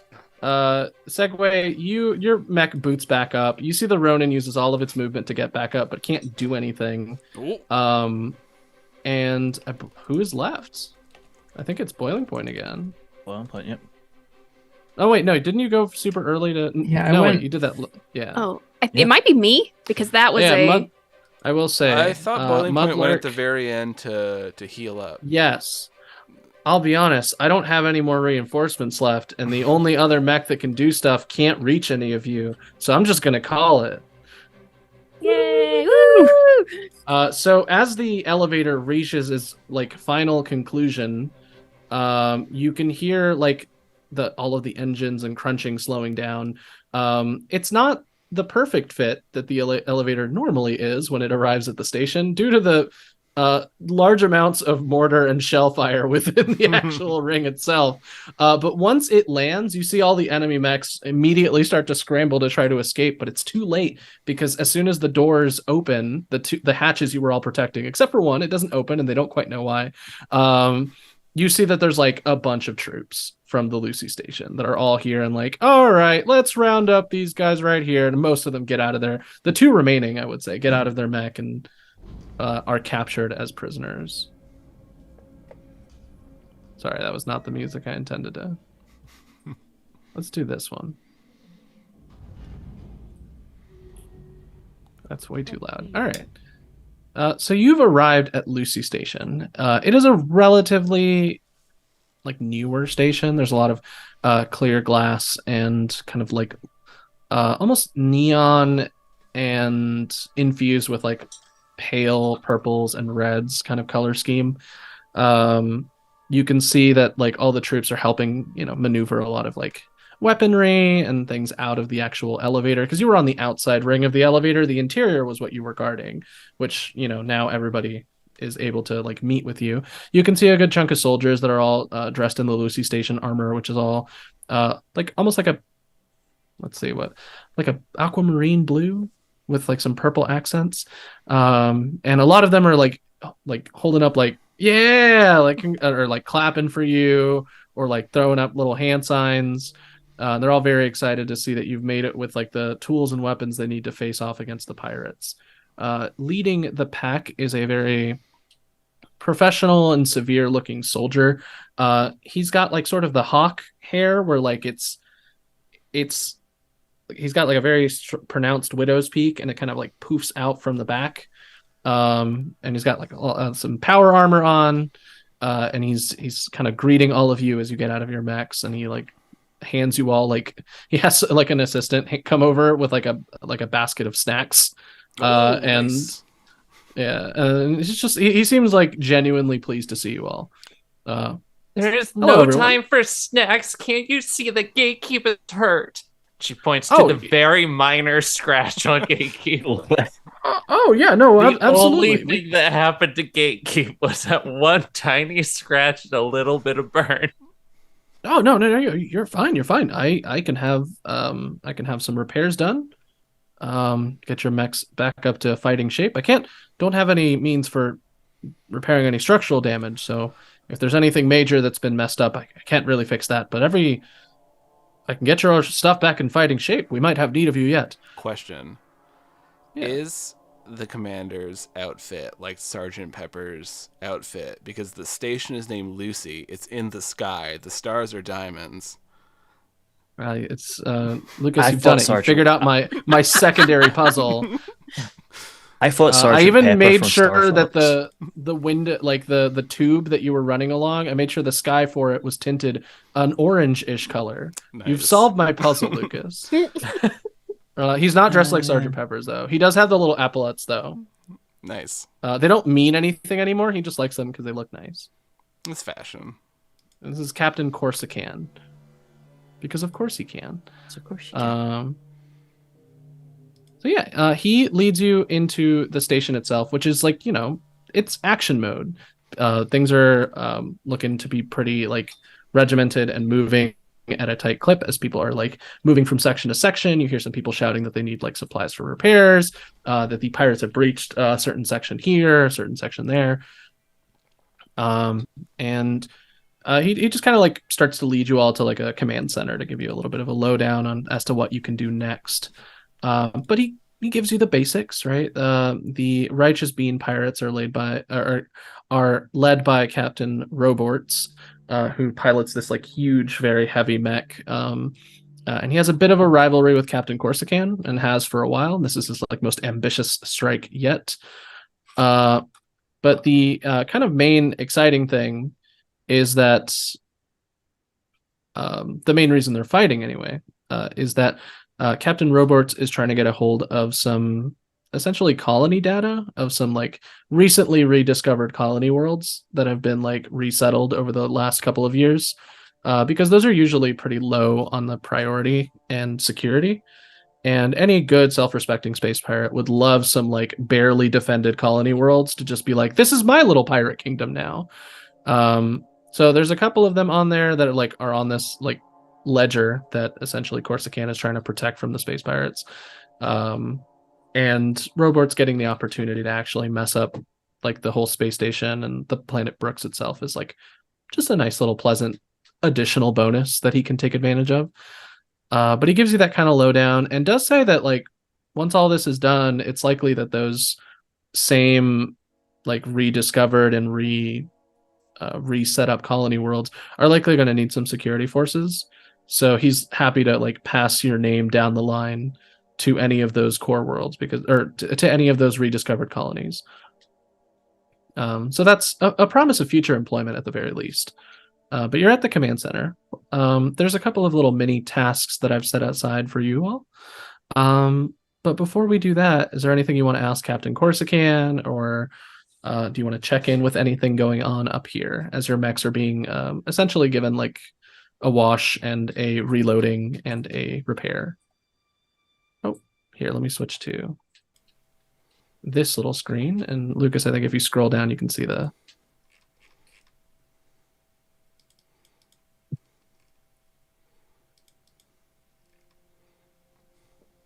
Well, first of all, Shira's gonna take a selfie, just like with gatekeep in the background. Hashtag thoughts and prayers. Hashtag dying gatekeep. You see one new follower, Shira, and it's world's best pre-smec pilot. Oh, nice. Oh yeah. That guy seemed cool. Yeah. You see their most recent post is like unexpected orbital drop, having a good day at work. Yeah, she Just gives blurry. the follow back. Yeah, it's really blurry. Yeah. Half of Shira's posts are in a similar vein when she's in combat. Especially right now, like she wears a stealth suit for when she starts running around the battlefield. So occasionally you'll just see like a floating bomb, but like you could tell that she's taking a selfie with the bomb. Oh man. I love everything about that. That's fantastic. Go just has like almost like a tablet, and I'm checking the video footage from the fight, and I'm like pausing at when all the machines were exploding and like the metal is melting, and I'm like taking screenshots, but I'm just like flipping through it scene by like cell by cell, and I'm like, this is great. And I'm also eating one of the snacks they gave us. It looks like kind of like a Kit Kat bar, but I'm eating it wrong. I'm eating it like sideways, just like a big crunch out of the middle. Monster. Truly monstrous. All right, real quick, Shira is technically did get her start as like a food vlogger, so she's totally captured a picture of that with hashtag bad eater. Hashtag incorrect. Get that out of here. Yeah, I'll ask something of the captain. Yeah. I'll turn towards him. So Captain, yeah, sure. Very I'll send you all a serious. picture of Captain Corsican after the session. I found little arts for all the NPCs that I've named before the session. I don't have art for World's Best Priest Pilot yet. I'll turn towards the captain, very serious. Yeah. Could I get a reference letter from you? I'm sorry, a reference letter? Yeah, I feel like we did pretty good here. Just, after I'm kind of done here, I really want to try to take a team lead position, and I feel like could you just write something up like, hey, I think Teddy was pretty good out there. No one on Teddy's team died, and a lot of great teamwork. Use business words like synergy and stuff. I'm a military commander. That would be fantastic. Look real good. I don't dabble in corporate speak. Do you want me to? Can you make an intern? Who is the do it? note for? Me. I Well, have interns. I have can people give someone working to fight pirates right now. Right. Isn't that the same thing? Shira told me that all the early soldiers are the same thing as interns. Oh, you You broke cut up. off a Oh, lot. I broke up. Yeah, no. I heard the early soldiers are just like interns, and I'm like, yeah. Other captains might feel that way, but not Captain Corsican. Oh, so it's different. Okay. Yeah. No. It's So you want me to write a letter about how good you did? Yeah, that's you can send it to Teddy1733 at Don't Nostrodamus.com. give me your don't give me your entire OmniNet You email. send Oh that. goodness. It'll be my Okay. face for the image. Okay, Teddy, you said it was. I need you to look at me right now, and he like doesn't grab your face, but he puts both of his hands like within inches of your face. I'm eating the You to look right cornets at for the snacks. Oh, you know what? That's great. Just keep eating. I'm in the middle of making sure space pirates don't blow us out of the sky.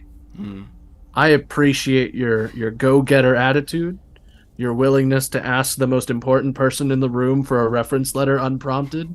I really appreciate that. But you're also a Lancer pilot, which in the grand scheme of things means that you will not have trouble finding work. That's thing one. Thing two, and he puts away his hands from your like floating near your face. The mission's not done, and he like points, and there's still like 3 or 4 like cruiser ships like bombarding the station. Oh wow. And there's like a zoom panel on the screen that's zooming in on top of one of the ships, and you see a massive mech with like a cape that's standing at the direct front of the ship, laughing maniacally. And you can tell that the person piloting the mech is laughing because they're moving their shoulders in an exaggerated fashion to make it look like the mech is laughing. Oh, is that your friend out there, that jovial fella? I wouldn't call Roberts a friend. I would call Lover. I would call him a lifelong rival Okay. that wants to have the information on the station and use it to essentially take over a small sector of space. Jira's posing in front of the screen. Were you friends in like high school, and then something went wrong, and you had a disagreement, and it just kind of spiraled from there? You're never able to just kind of meet in the middle. And this fight's still going, and you forgot even what you were fighting about, but you're still here? No, we're exes. I was right about lovers, though. You saw that. And he like rubs the bridge of his like nose and forehead, and he's like, you know what? If you survive the mission, I'd be happy to get you a direct line to one of the governors of one of the currently newly rediscovered colonies. Get you set up with a nice job there, doing some protection work. Honestly, it's a pretty uneventful little moon. So if you're looking for a nice place to like relax and build up your mech, I heard it's got like auroras going on nonstop. It's very cool. That's lovely. Yeah. It's cold though. You do good with cold weather? Well, been in space a lot, so it's been pretty chilly. Yeah. I don't. What? Well, like, have you been shot out of an airlock? Well, I worked at a mall, so I've yeah. Those are not equivalent. And you've never been to a mall. I've been shot out of an airlock. Jira gets stops, like surveys all of you, and it's like, so this Teddy speaks for you? Do you have like a call sign or like a team name or something that I should use to refer to you all? Because right now it's Teddy et al. Sadie looks up from the. She has been examining the wall of plants, looking at the hydroponic system here they use for oxygen, and turns back from that. I don't know that Teddy speaks for us. That is not a conversation we've had. I just kind of talk. Okay. Do you have a handler? Someone through Nostrodamus Corp? Oh, the elevator fella. Team. Yeah. Oh, okay. You guys take your time to figure out what your whole hierarchical structure or non-hierarchical structure you have. I'm actually very cool with a non-hierarchical one. The captain title is usually just passed around based on like whoever needs to get the job done. We're pretty cool here. I don't care. Okay. Really glad that I'm having a really pivotal conversation with the people I trust to keep my people safe. Well, we've done a pretty good job. Just like again, just like all right. There's a couple crew members around here that likely need help with things. If you want to help, you can. If you want to I don't know, take selfies and eat snacks, you can do that too. Regardless, I'm going to go manage some things. And Captain Corsican, with heavy, just deep, disappointed sighs, is going to head over to like go deal with some other stuff. So, now you all can take part in some mini tasks before the session ends. These are going to be little things that you can do to help increase your chances for your final battle, because I haven't telegraphed it enough already. There will be a final battle with Captain Roberts next session, What? So No way. these mini tasks are going to be a chance for you to like make that battle a little bit easier for you. Just this giant robot hanging out around here. No way we're gonna fight that guy. Yeah, no, he's Giant fine. building classes. Crazy. It's just a Captain Like Harlock having- fella. He stands there. Yeah. He just stands there menacingly. Yeah. We're like eating snacks in this lobby, and out the window is just like this space battle and this giant mech with a cape, and we're just like, oh yeah. It's like that old movie Star Wars. Oh yeah. Oh yeah. So these little mini tasks Like, are things like helping with weapon systems, increasing morale, repairing any damaged tech or equipment, mess around with enemy systems using the OmniNet, going to a hot zone, like a physical hot zone, not a mech hot zone, and assisting in repelling some pirates, helping shoot some enemy fighters with their like weapon systems, or maybe recruit other crew members to your company, not necessarily other Lancer pilots, but you can try to poach some of Corsican's like people if you think they're like interesting enough to keep and for me to flesh out.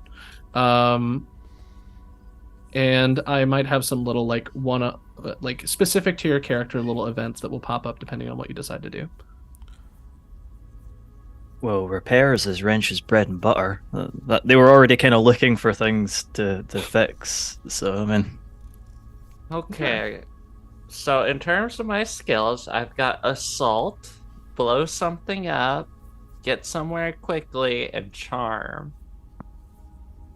So let's see. I could either do recruiting or I could go murder a bunch of guys. That is a possibility. You can go and help with some like and boots I on the am ground. a celebrity, so actually I think I would be pretty good at recruiting people. Okay. Unless somebody else feels like they're a people person that would be good at recruiting. I was gonna try to raise morale. Sure. I have Who would like medical to- knowledge go if that ahead. would be beneficial anywhere. Helping injured. Okay. you guys Yeah, read there's me absolutely over- some injured soldiers. Sorry, Anna, go ahead. I will. You said hack into enemy systems. Yes, System? they're Yes, I will within do they're that. within reach with some of the bigger heavy hitter systems, so you can We'll definitely absolutely do do that. some hack v hack warfare. But before Wrench goes off, I point at Wrench. Do not let them put the insulation back on my reactor. Thumbs up, just like got it. I don't You- care what you- the you- safety codes say. No You insulation. spot like two soldiers that are carrying like a big roll of insulation foam. They're like, "This is for that Mm. big glowing mech." No. Oh no. Oh, okay, so we're Take not gonna. more off. Okay. they start taking it off, and then they look at where they're at, and then go back and get some radiation suits, and then continue taking more off. Yeah. All right, so let's do wrench. And for wrench, I want you to roll a d6 for me. Ooh. Oh, I'm backing the right one. I got a 3. 3. So wrench, when you get there, you're helping out with some repairs, right? Like some weapon systems, some damage tech. You get started on some repairs. You immediately find like the foreman and you get started on like, oh, let's like fix these things so we can get some of the shield systems back online in this chunk of station that might have lost the shield, and already has some pirates streaming in. And as you get to work, you realize that one of the, like the newer engineers is definitely like something's up with them. And do you have a like a relevant skill to like kind of get someone's vibe or like figure out what's going on with them? I have investigate. Okay, yeah, go ahead and roll. So that's, I believe you get an accuracy. So go ahead and roll your d20 plus your accuracy because you're investigating. I've also got spot, which I mean it's basically kind of similar. It's just what was it? Spot hidden or difficult to Yeah, make I out mean, details, objects, or people. But I guess Like emotionally hiding something. But yeah, whichever one you think would work best. I mean they're both the same, so that's fine. I'll go with investigate. So I'm rolling a d20 plus what again? Sorry. D20 plus a d6 because it's one of your there's a name for it. It's your triggers. I feel like that's wrong. I can't remember either. It's okay. 120 plus 1d6. Let's see. Yeah. 22. Yeah. So you like start to help out this engineer who's like clearly like going through it, and you're not quite sure. Like, it's not lack of knowledge. Like, they seem to know what they're doing. They're just like lacking some confidence. And as you work with them, they start to open up a little bit to you, and they go, "Oh, my name is Cheryl, and and this is like the conversation continues a little bit, and it go, it's the weirdest thing. I'm really not sure. I'm really not sure if I made the right career path. You know, like I don't mind being an engineer. It's really rewarding work here, but you know." Do you ever wish sometimes you could like have someone who's like the embodiment of fatherly wisdom show up and like give you some sort of like useful advice? Well, I mean, yeah, but he's my guy's kind of in the hospital, so it's not doable in the moment. I'm sorry to hear it. I didn't want to borrow yours, but I really hope they recover. It's tough out there. Yeah. That's why I'm here, though. So, Oh, you know, you became a Lancer pilot to help out your dad? yeah. Oh. He liked pilots. Thought they were kind of cool. Never got it. Machines, they're cool, but I kind of feel the same. Like working with stuff with my hands I think it's a lot more interesting than maybe the actual being in the thick of it and punching other robots with my robot. well, you once you've done that once, you kind of realize it is kind of cool. Maybe, I don't know. Maybe if it's something that might be really, really working for me. You know what? I'll pay close attention during the fight. Which one of the mechs is yours?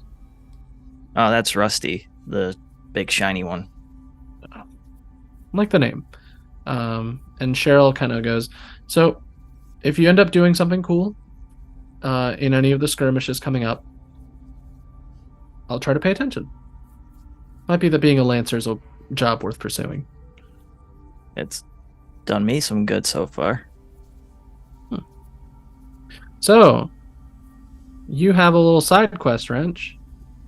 Do something try cool. to you have to do something cool to impress Cheryl. They would, and if depending on how well you impress them, they will maybe end up changing their career path, and maybe you'll see them in the future. There's that moment Wrench is like, okay, what's cool? I thought repairing refrigerators was cool, but that's clearly not what they're talking about. Okay, cool. Pondering that for the next maybe 20 minutes or so. Just Yeah. what's cool? Yeah, and you finish the repairs. So, who would like to jump in next to do their fun little mini activity? Sure. I Oh, no, go ahead. no you. I've talked a lot. Somebody Okay. go. Yeah. I'll go. So Nico, I need you to envision Nico, just a very pale person, very dark eyes, no eyebrows, they shaved them off, very asymmetrical, badly dyed green hair.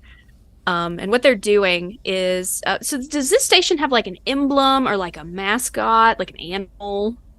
Yeah, the mascot is like a little panda in a marching Mhm. band outfit. Okay. So what I'm doing is I'm making little origami pandas. So they're just little bears. Yeah. And as people are going about, I'm like handing them to people like really seriously. And I'm like, your service is commendable. This is all important. You matter. And I'm just Nico sounds I threatening. was gonna say, Yeah. I'd be so scared. Go ahead. Go ahead. And Yo, roll I'll for take the me. bear. I'll take the bear. It's okay. Go ahead and roll for me as you give people little affirmation bears. yeah. And I have invent or create, so I thought I could roll that because I'm creating bears. I think you for- should get a difficulty die for being scary. No. So, to give chat context, the Lucy Station mascot is Major Domo Barrow. That's the name, and they have a fun little outfit. It's very much like a Sanrio character. I think I got a nat 20. Ooh, So so 22. Despite the nightmare that is everything that you just did, you end up running into like what looks to be like a group of like weapon systems people. Mhm. And you can tell they formed like a sort of clique because all of them have like a little like laser gun patch on their flight jackets, and they all have their hair dyed in like wild non-regulation colors. Not that Lucy's like a very strict place, but most people like keep her professional just in case. Because Captain Corsican's pretty chill, but like he's not always the person in charge, and like there's always Yeah. people that are a little more strict. But they'll have fun colors going on, and they get the little major domo barrows you made. And they all look at each other and kind of whisper and go, Are you with the crew? I've never seen you before." Oh no, I'm a lancer. I'm not here. "No, you gave us a bear. You're right." "Oh, you mean like no?" "No, I got you. I definitely understand." So when did you make these? Like, didn't your mechs get here like a couple hours ago? Just now, watch. And it, like it's really fast, like creepy fast. Okay. They're easy, and I put it on his shoulder. Oh, very balanced. Okay. And he turns to one of the other ones, and she kind of steps forward, and she's clearly like their leader. And she goes, "Hey, can I? Because like you seem the type that can make something cool out of minimal stuff. Can I commission you to like stencil like a cool looking dragon on my laser gun outside? Not in the middle of a battle, obviously. That's like like a real hazardous working environment." But she like chuckles a little bit. She's like, "But like later, I can send some resources your way if you have to go into any skirmishes. I can give you some." She looks over to the weapons to the crew and looks around to make sure nobody's like. I can swing some of the cannons your way and give you some support. I love stencils. Nobody appreciates geometric shapes. I would love to do that for you. Yeah, I want like a dragon made out of triangles. Could you do that? Yeah. That's the most Okay. powerful shape. That's good. You know what? I fully agree. And she gives you like a clap on the shoulder. Goes, "What was your name again?" Oh, my name is Nico. "Okay, my name is Tori." Tori. What color do you want your dragon? I'm thinking like, and she looks around at the uniforms. I'm thinking like, like a crimson, like the one of the mechs that came in that looks like it's always on fire. Yeah. Cool. That's cool. Sadie. She's great. You know what? I bet y'all seem very cool. But like I said, it seems like we have a good contract situation going. Here's my private station address if you need to call in some wink wink laser support, wink wink. Wink like real slow. Oh yeah, I'll totally do that for her. Yeah. I'll make so many dragon stencils. All right, yeah. Who would like to go next? Yeah, I'll go to the med bay. Offer my Alright. services. Teddy, you arrive at the med bay. I have very much like a little first aid kit, but they have way more supplies than I do. But I Yeah, brought you it. helped deliver a good chunk of the supplies that they're using now. Like they're going Scooby-Doo over. bandages. Yeah, They're using like the little healing stems that like the BB-8 makes in Jedi Survivor. They're using the tanks. They're using everything in between. Like they're helping some people get better. I got real good bedside manner. Like I can really Yeah. talk people into being relaxed. But I walk in there, and Teddy himself, he's a big boy. He wears the classic fresh out of the academy uniform because he's so proud. It has his hair, like he just got a haircut before this mission because he wanted to look good. So showing up there, big stash, and looking around for the doctor on whoever's working right now. And 100% yes, Yeah. they do have a fanny pack.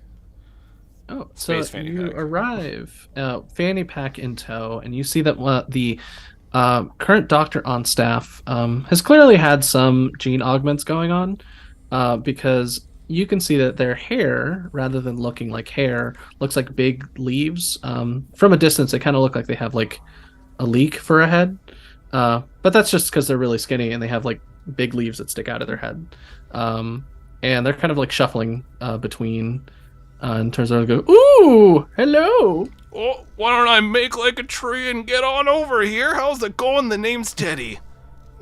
Oh, Wow, Teddy. Jeez. Wow, that was really forward of you. I normally people try to avoid talking about my gene augments, but I'm really glad that you feel very comfortable around me. Well, I think it's real neat. You're being your best tree self.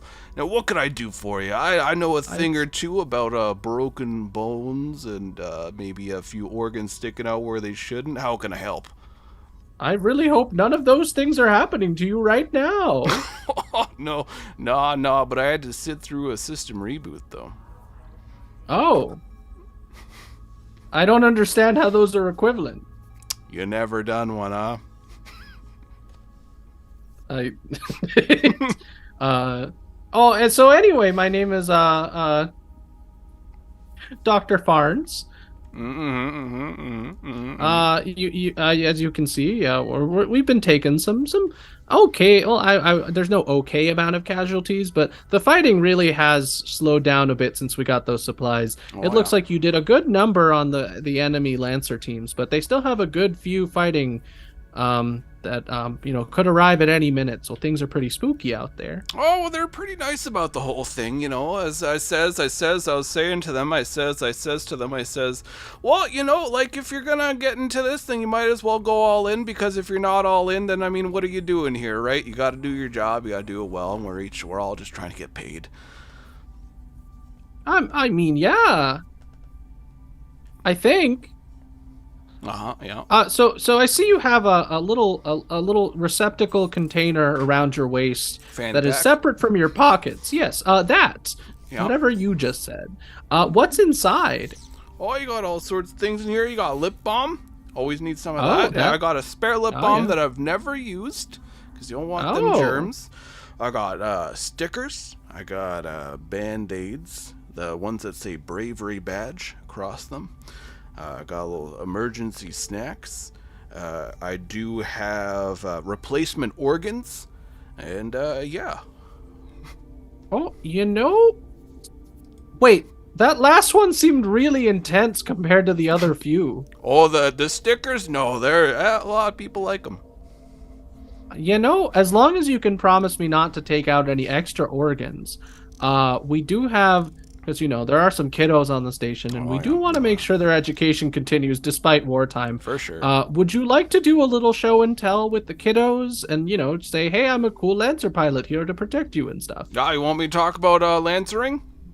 Yeah, but, leave out any, horrible, overwhelming violence or anything regarding, exploding people or... Oh, yeah, okay. Or getting, anything that, might lead them to engage in dangerous behaviors such as, I don't know, getting pushed out the airlock or, touching radioactive mech components, let's see, making deals with creatures beyond our imagination and becoming a weird creature themselves, yeah. No, not that one. That one's new to me, but I was going to say taking... Yeah. There's a long, slow blink from Dr. Farnes. You know the mall? Oh, buddy. I was security at the mall. Dear God. Yeah, I saw some stuff. Oh, bud. I saw someone try to steal sneakers. Roll me a d20. Do you have anything to suss out a vibe? Whatever skill that might be. Let's see here. I got leader, inspire, stay cool, patch, get somewhere quickly. So I don't think so. It's just a flat D20. It would just be a flat d20 just to see if you can figure out what's going on in Dr. Farnes' brain. 8. So, I mean, as far as you can tell, Dr. Farnes is talking about the same all that you are. 100%. As far as you can tell. Yeah. And there's just a worrying... And you survived? Oh, I worked there for a number of years. Pays all right, but I says to my my spouse there, Sybil, I says, oh, dear Sybil, I don't think I could just keep hacking out at this mall if we want to buy ourselves a house, nice planet side. So oh, I gotta get out there and just try to do some of this there Lancer stuff, and yeah, so just pop over the academy, do a couple classes, ace it, and away I go. So you left the mall unscathed. I did 100%. Oh, not unscathed. I'm gonna show you something. Brace yourself. And I pull up my sleeve, and there's like a small burn mark. Got that one. Grease fire, helping out a buddy over there at the burger shack. And I bumped into something, the something, and hair's not growing there anymore. It's just a solid burn. Look at that. Look at that. Oh yeah, no, that's Size of don't two don't toonies. don't. I wish I understood what It's currency at the mall. Not from Oh, Space Canada. I didn't realize they had developed currency at the mall, Oh, and you it's can. special. There's that brief moment where maybe Teddy considers that the mall that Dr. Farnes is talking about is not the mall that you were talking about, but that thought evaporates. It's so fast. It's fleeting. But yeah, let me talk to these kiddos. Let me Yeah, you know what? Go ahead and inspire those kiddos. Career. And Dr. Farnes leads you like outside, down a couple of hallways to what is essentially like a little like a residential wing that is like pretty heavily insulated. It's like deep in the center of the station, and they're going over safety drills right now. So the kids are bored. They hate it. They want to see something cool, even though they know that things are dangerous out there. So when you arrive, there's like a little bit of blinking. They're like, "Who's this guy?" That's how children talk. All right. Probably a lot of you here hear about them there Lancers, right? You're thinking, oh, I want to fly out there in space and just blow some stuff up. You think? So it what sounds... do you like? Sell people Lancers? Are you like a Lancer salesman? Huh, close to it. A Lancer himself. That's right. I passed my exam. Flying colors, aced it. And They try to look like behind you, and then they take a My minute and dad go, "Oh." said that Lancers are suicidal losers who can't get a real job. sounds like two other kids say yeah. Yeah. Sounds like your dad is working for the government. That's right. They tells you, why don't you works for the government? But you know what I says? I says to you, have a bit of pride. Have a bit of pride. Work for yourself. Be your own boss. Now, being a Lancer, it ain't all that fun. A lot of people do get a bit injured, and we all have been injured before. Not a fun time. But I will tell you something that does. It inspires you. It makes you alive out there. You see all them there stars, right? You're looking out there and you're thinking, oh, I wish I can go to them there stars, but I'm stuck here and downright broke. Nah, you don't gotta be. You could be your own person. And you can fly a giant, cool robot. And you could paint whatever colors you want. And you can use a cool Any sword. color you want? Any color. Even the 3 newly discovered ones that the human eye can't detect. You can still use those. Whoa. Let's see. How I Roll do. leader inspire, Lucas. 18. 18. Fantastic. So Yeah, the you kids... swayed my kid. Yeah, I was gonna say, my imaginary children have all been swayed. They're very excited to learn about the Lancer lifestyle, which the way you describe it seems to sound like you're mostly just being very polite and then occasionally punching another giant robot, which It is a lot what it's I at do. least giving them, it's giving them good manners at the very least. Yeah. And as your little speech impromptu lesson ends, the teacher and the kids are all like, well, thank you for a very informative talk. We'll send our regards to Dr. Farnes, and I'm sure Dr. Farnes can have some appropriate, like real nice things sent your way. We'll see if we can. And she walks over and she's like, we'll see if I can get them all to sign a card, and maybe we'll send you like something nice. Yeah. Well, hey, have yourself a gooder. I'm gonna head her on out and see how everyone's doing. Yeah, you go ahead and you kick those space pirates' butts, okay? Will do. Take care. All right. Big smile. The kids are like, I want to be a lancer. I don't want to be a lancer, but I respect your choices. And that's on that the doors close. Teddy wonders just for a second, did I lead these kids down a dangerous path? But the thought is gone. Yeah. Go ahead. So you will get something nice from Dr. Farnes. Nice. As well as a card signed by a bunch of elementary schoolers. All right. Does anyone else want to jump in with a little mini event? Yeah, sure. I'll go do my recruitings. Sure. Or murder people. I guess she'll just walk until something happens to her. There's an explosion, but it's just far enough that you're not affected by it, weirdly enough. Wow. As a hole suddenly appears in the wall, like maybe 20 or 30 feet away from you, you can see a bunch of the station soldiers rush past you to like immediately start firing weapons fire into the hole.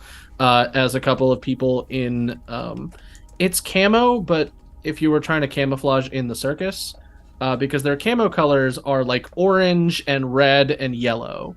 And those are the enemy pirate colors as they like march in, all of their weapons like with like blue laser fire, just like so it's a conflict. You have arrived at a conflict, Shira. What would you like to do? Well, I have little to no self-preservation instinct, just at all whatsoever.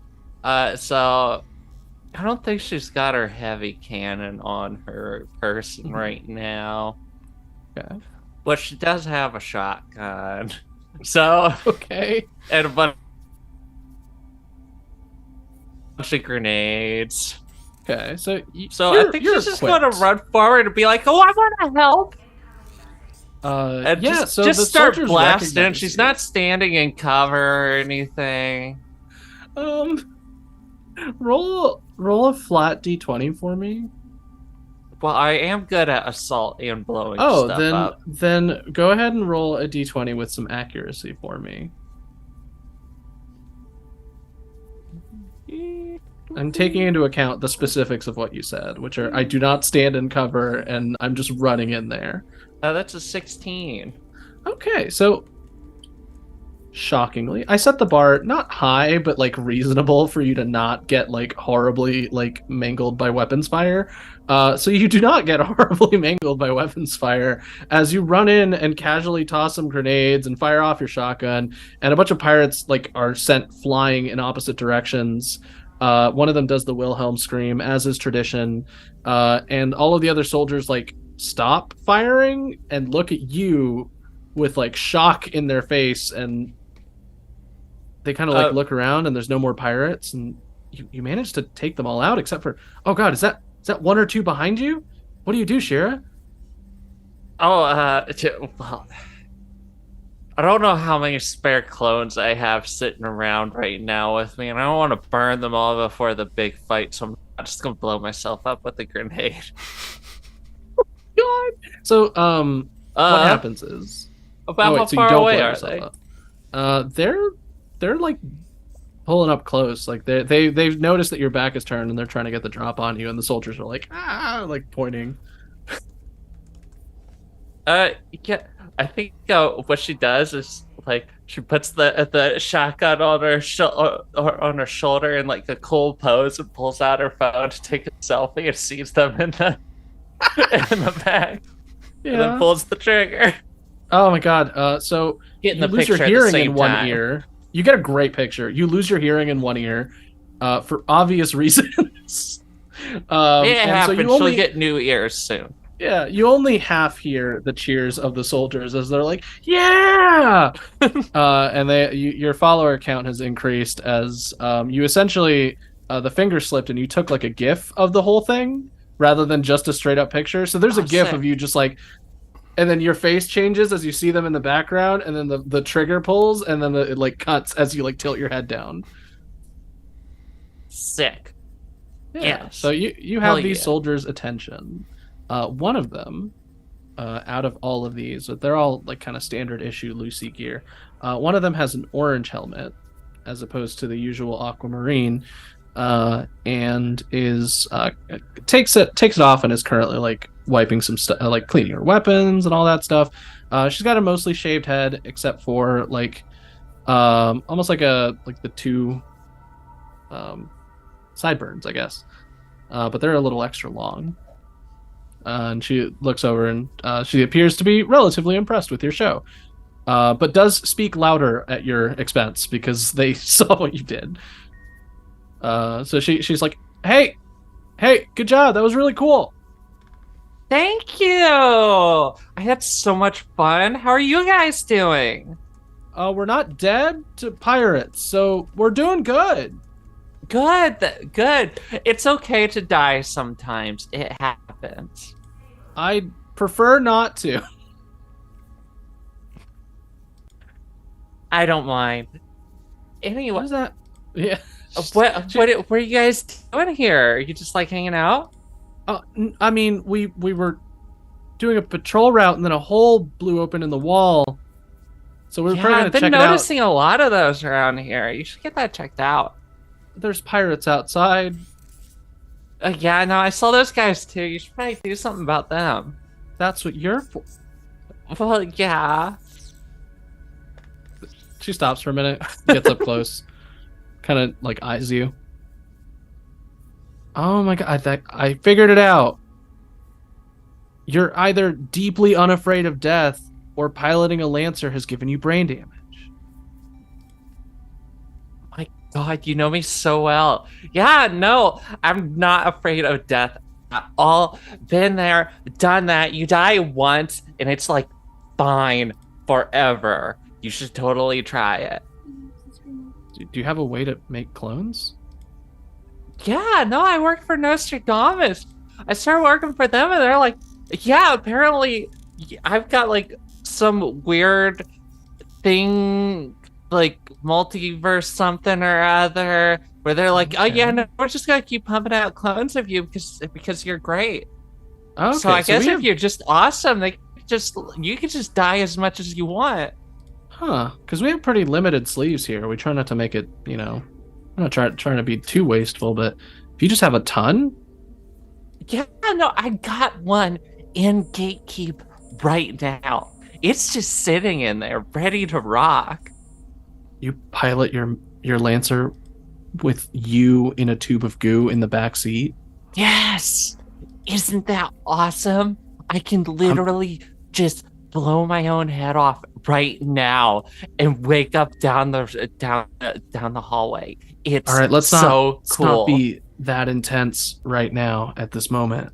Yeah, no, I gotta However- save it because we're a little bit away from any more of them. So Yeah, let's be let's- a little bit careful. Oh my god. Yeah, let's tone it down a little bit. Just a touch. You say you work for Nostrodamus Corp? Oh yeah. No, they're always like hiring and stuff. They said that I'd have trouble getting through the whole exams and everything, but like I breezed right through it. They're like, "Oh, we have to have you in here. We gotta get you in here. You will save us so much money if we get you in here."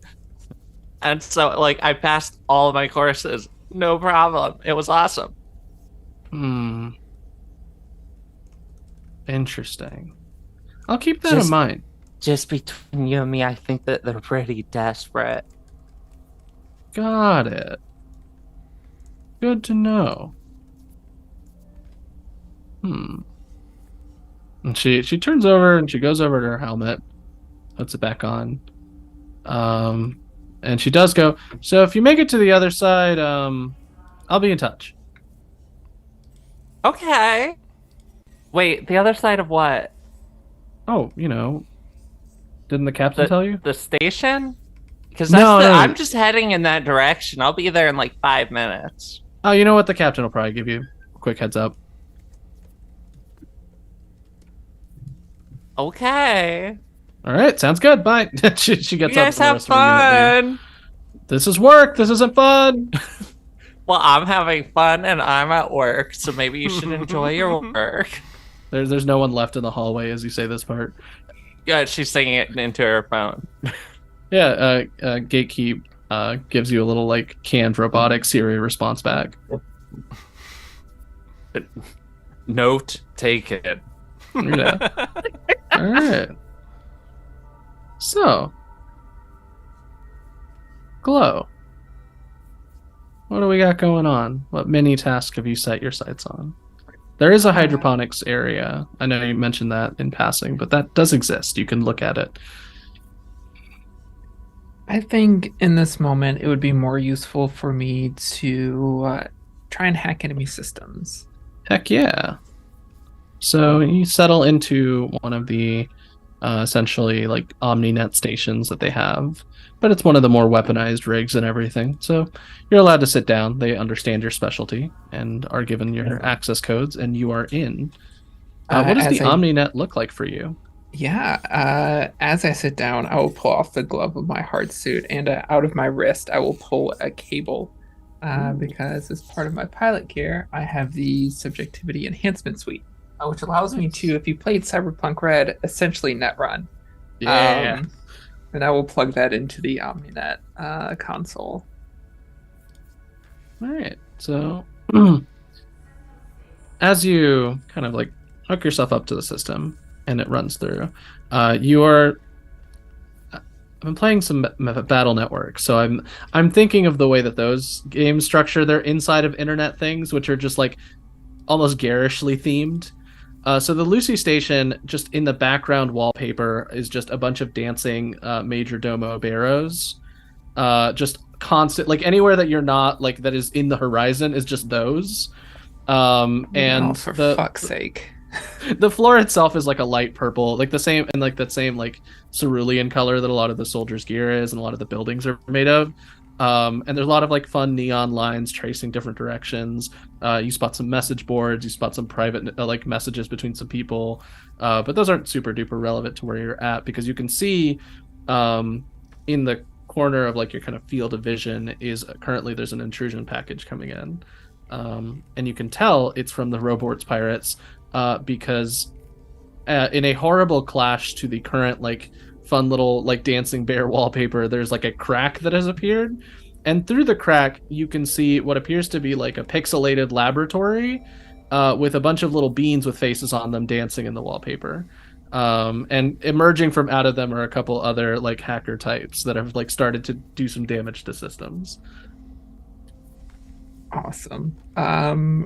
Yeah, I would like to prevent that. Yeah, absolutely. There's only two of them, so what would you like to do to approach? And it's fair game here. This is very much like how Glow does the hacking. I think, yeah, with the intrusion packages coming through, I think she just steps forward and an assault rifle just materializes in her hands. She just starts firing. Heck yeah. Go ahead and roll, and if there's a relevant trigger, you can add accuracy. Hacker fix for my skill trigger. Oh, that sounds good. And then can I, for accuracy, pull in my background as an electronic specialist? Oh, 100%. Awesome.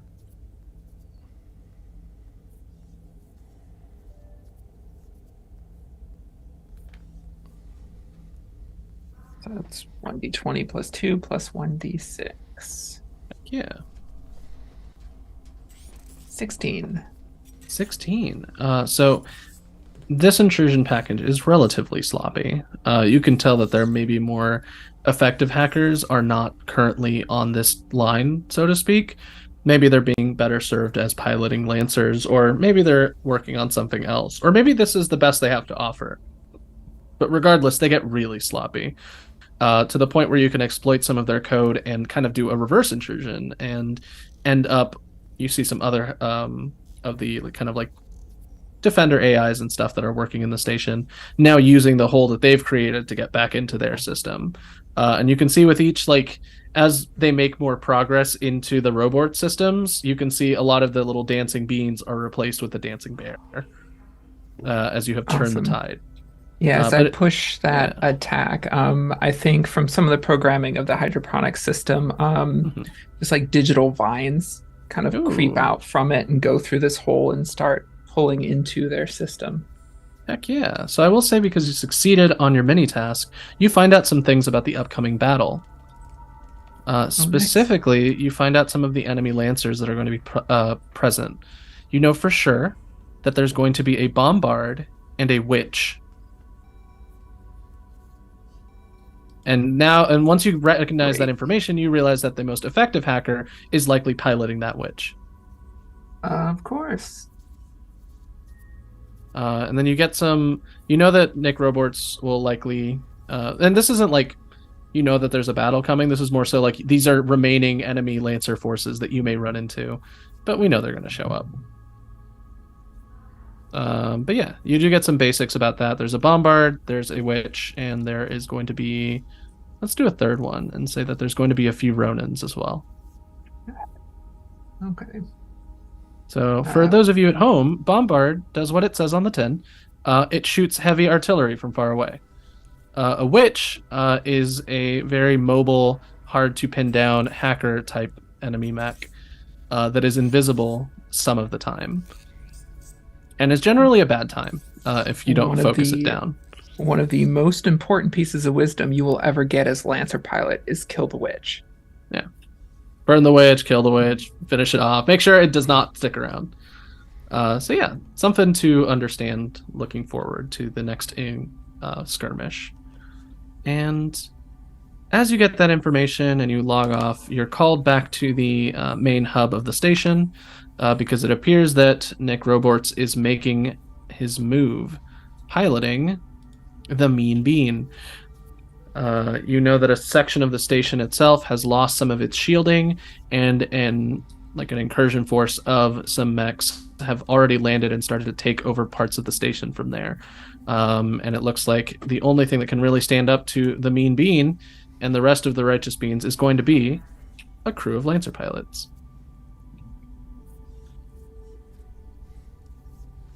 That's a good thing that we're right here. Yeah. Oh, I can't wait to meet these Lancer pilots. I got some data on what we'll be fighting, and I'll kind of push that out to everyone else's data pads or data plating, whatever it is that you have. So everyone, I'll roll these at the beginning of combat next time. It's a tier 1 witch with, it's likely baseline witch, a tier 1 Ronin, a couple tier 1 Ronins, and a tier 1 bombard. There could be more mechs. Swipes left on it because she's looking at other notifications. Yeah, there could be more mechs, but you know for sure that there's going to be a few Ronins, a witch, and a bombard. Can I just check before we move on to finish up? Does this count as a rest, or is this like a? Yeah, your mechs are restored. You don't get back your core ability if you've used it because the mission's not over. I might actually be able to.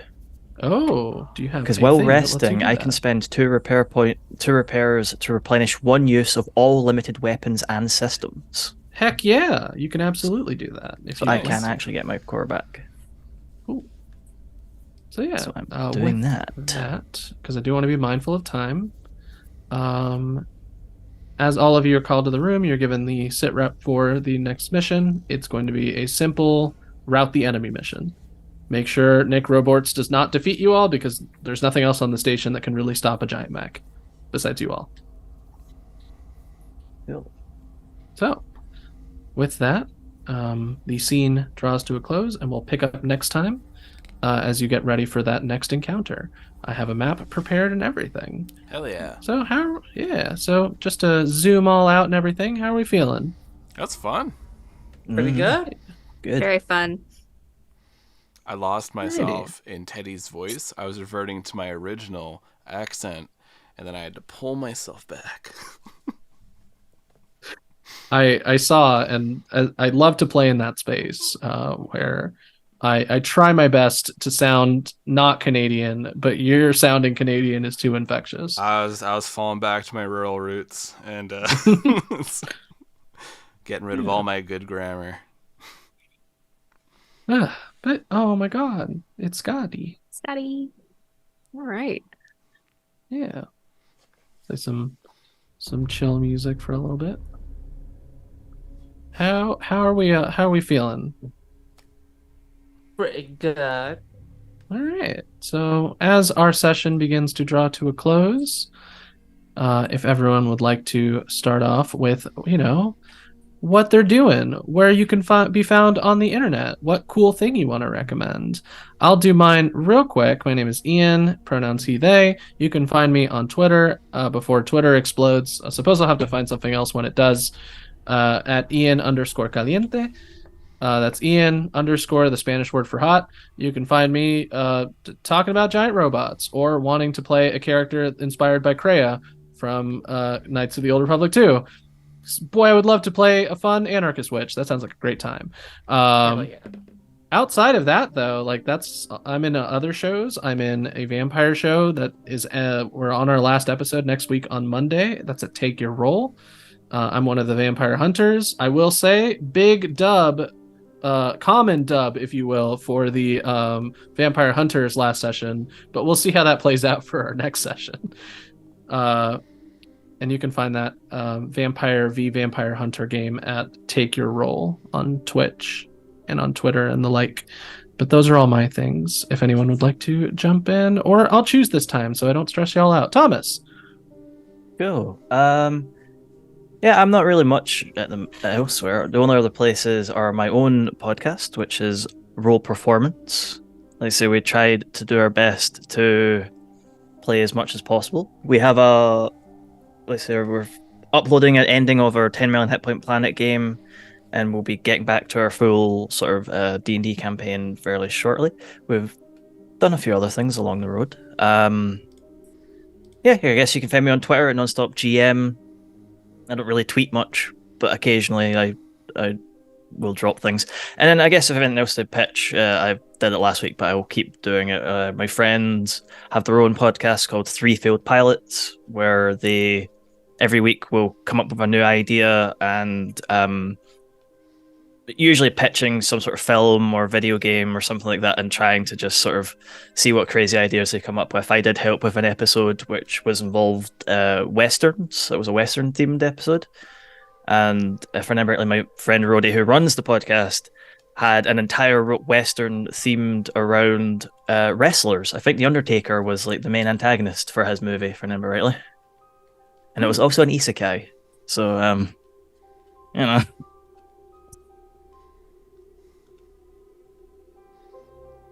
All right. Right. I said I was choosing. Jess. Hi there. I'm Jess. I'm art_fantastical on the social medias. I am currently in this game, and we just completed Rise of Nyarlathotep on our other stream game that is all on YouTube for you to enjoy. Lots of fun body horror and character development and good times there. And I'm also on Pseudonym Social, the Holiday Brigade, which is getting a little hairy because our characters found out that the leaders of their organizations might not be on the up and up. So that's been very fun. So you can find that on Pseudonym Social. All right. Anna.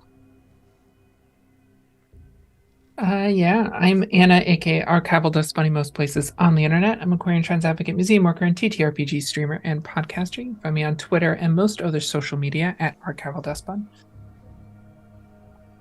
As far as where to find me over the next week, tomorrow night you can find me over on Valdrin's channel with Morphs in the Swamp Season 2. We're coming up on the finale of Season 2 very soon. We are still stuck in just after the Ice Age, after a poorly timed serial rip. So if you enjoy Animorphs, if you enjoy teen drama, trauma, and romance, it is a very fun time. Season 1 is up on YouTube if you want to start from the beginning. But yeah, catch us over on Valdrin's channel. Friday nights, you can find me over on Girls Run These Worlds with Gently on the Wind, our Ghibli-inspired Magical Girl University series.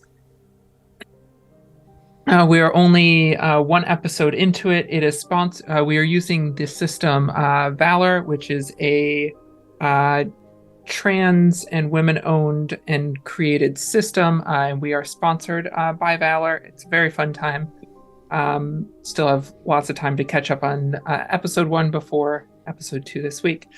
Saturday night, you can find me on Lost Caravan with Fatal Ascension, our Fabula Ultima campaign.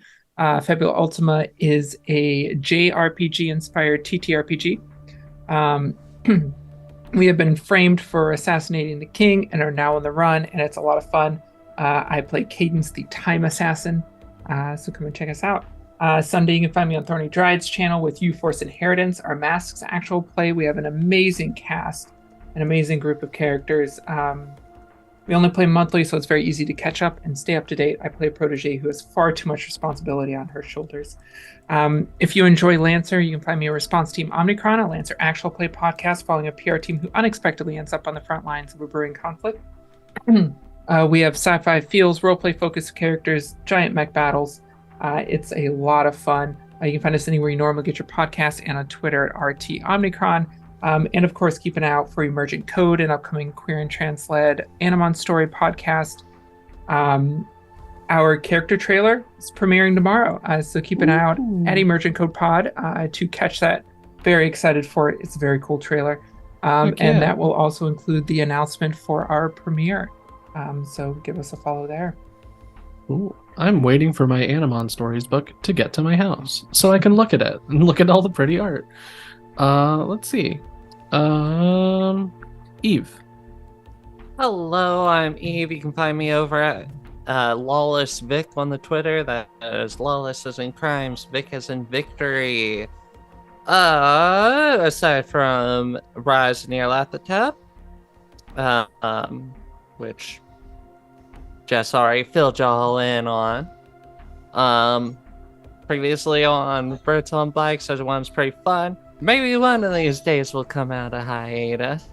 In other news, I will be appearing in a mini-series on Beyond the Farthest Stars here relatively soon. Or at the very least, we'll be starting to record soon. I don't know exactly when it'll drop. And I will also be appearing on the Bruce Campbell podcast, where we'll be covering Alien Apocalypse. And trust me, I have got words about that movie. Oh boy, I hated it. Is that the Bruce Campbell podcast made by the Anamorphing Time people? Yeah. Very cool. Yeah. Very jazzed. There's a very fun story about how I managed to get an accelerated slot, which I cannot discuss on this platform. I'm excited to find out. Anyways, it's very dumb. Trust me.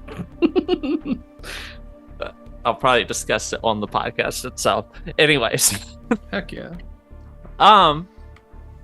Other than that, don't have too much going on at the moment. Go ahead and, if you're looking for somebody for a show, or you just want to, shoot the shit on some show ideas, hit me the fuck up. I am game. I want a more permanent show. I don't mind doing the shorter ones. I really like something that I can really sink my teeth into for a while. Mm-hmm. Yeah.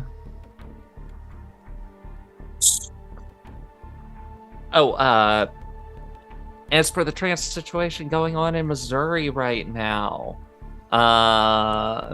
once again, shit's rough. The healthcare ban got pushed until Monday, and then pushed again until the 15th, and it's looking like there's a good chance that it might just keep getting pushed back for a while until they either decide to go with it or drop it. So we're just going to be stuck in a fucking limbo of not knowing if our shit's going to be available next week for probably the foreseeable future. So that fucking sucks. We're still getting a lot of people bouncing out of the state because I personally don't blame them. It's not worth it. So, once again, have assistance available. Just be prepared to help people out. There's going to be people bouncing out of states all over the country looking for help. Help Lucas. There's going to be people going to Canada. I already know some people that have been looking into it. I know shit's not too much better out there, but it seems like it's a little bit more stable. I think they opened up a refugee thing for trans people, so, or at least there's a big push for it at the moment that's already reached Parliament. So that's nice. Hell yeah. Other than that, go listen, finish it, the podcast if you're looking for something fun. I know I've recommended that a ton on this channel. Finish it's a lot of fun. It's just a choose your own adventure podcast where every week they competitively read from a book until they've read every single ending. It's a good time. And they do all their own music and have done 3 different musical episodes that are all a blast. Like yeah. legit bangers in there.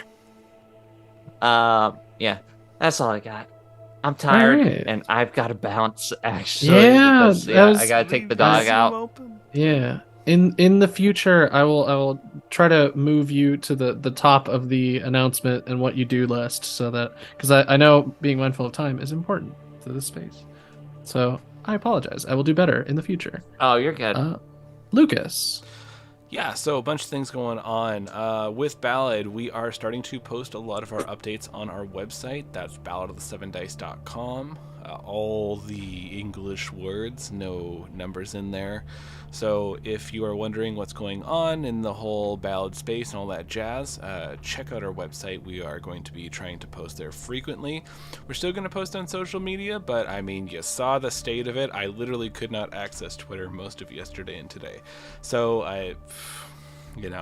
but yeah, check out our website. We're going to be posting a lot of stuff there. We're also setting up a newsletter. Once we have a number of subscribers, we're going to be opening that up. I think we already have like 4 or 5, so I might start that ball moving sooner than I thought on the newsletter. But yeah, super cool. Check out our other show, Escaping Carcosa. It is a mix of 2 different shows, a Pathfinder 2e and Call of Cthulhu 7th edition, where it is investigators trying to break players out of a virtual reality game, and then the other group of players stuck in the virtual reality game. We just finished our first day, which is like a season on there, so that's super rad, very exciting. We have all that up on YouTube, as well as any podcast stuff that you can find it on. We are going to be taking a short break, probably like a month long, sort of like a health break for me, because it's a lot of work to make these episodes. But I'm going to try to create a backlog of like 4 or 5 before I start up the show again, just so that we can kind of keep it moving at a good, healthy pace. And then once we're good for that, we're also going to be doing some recap episodes, which will be a great jumping in point for new people and a refresher for people who've been listening. We've been having such a good response for it, so very excited. What other things? Oh yeah, check out our Patreon. It's Pay What You Want. We're going to be uploading a new one-shot there right away. It is a Goblin Quest episode where the whole concept of Goblin Quest is each player plays a troop of goblins and they try to do very mundane tasks and die along the way. So there's a lot of goblin deaths. It's really good fun. There's already a death by cake. You'll enjoy it.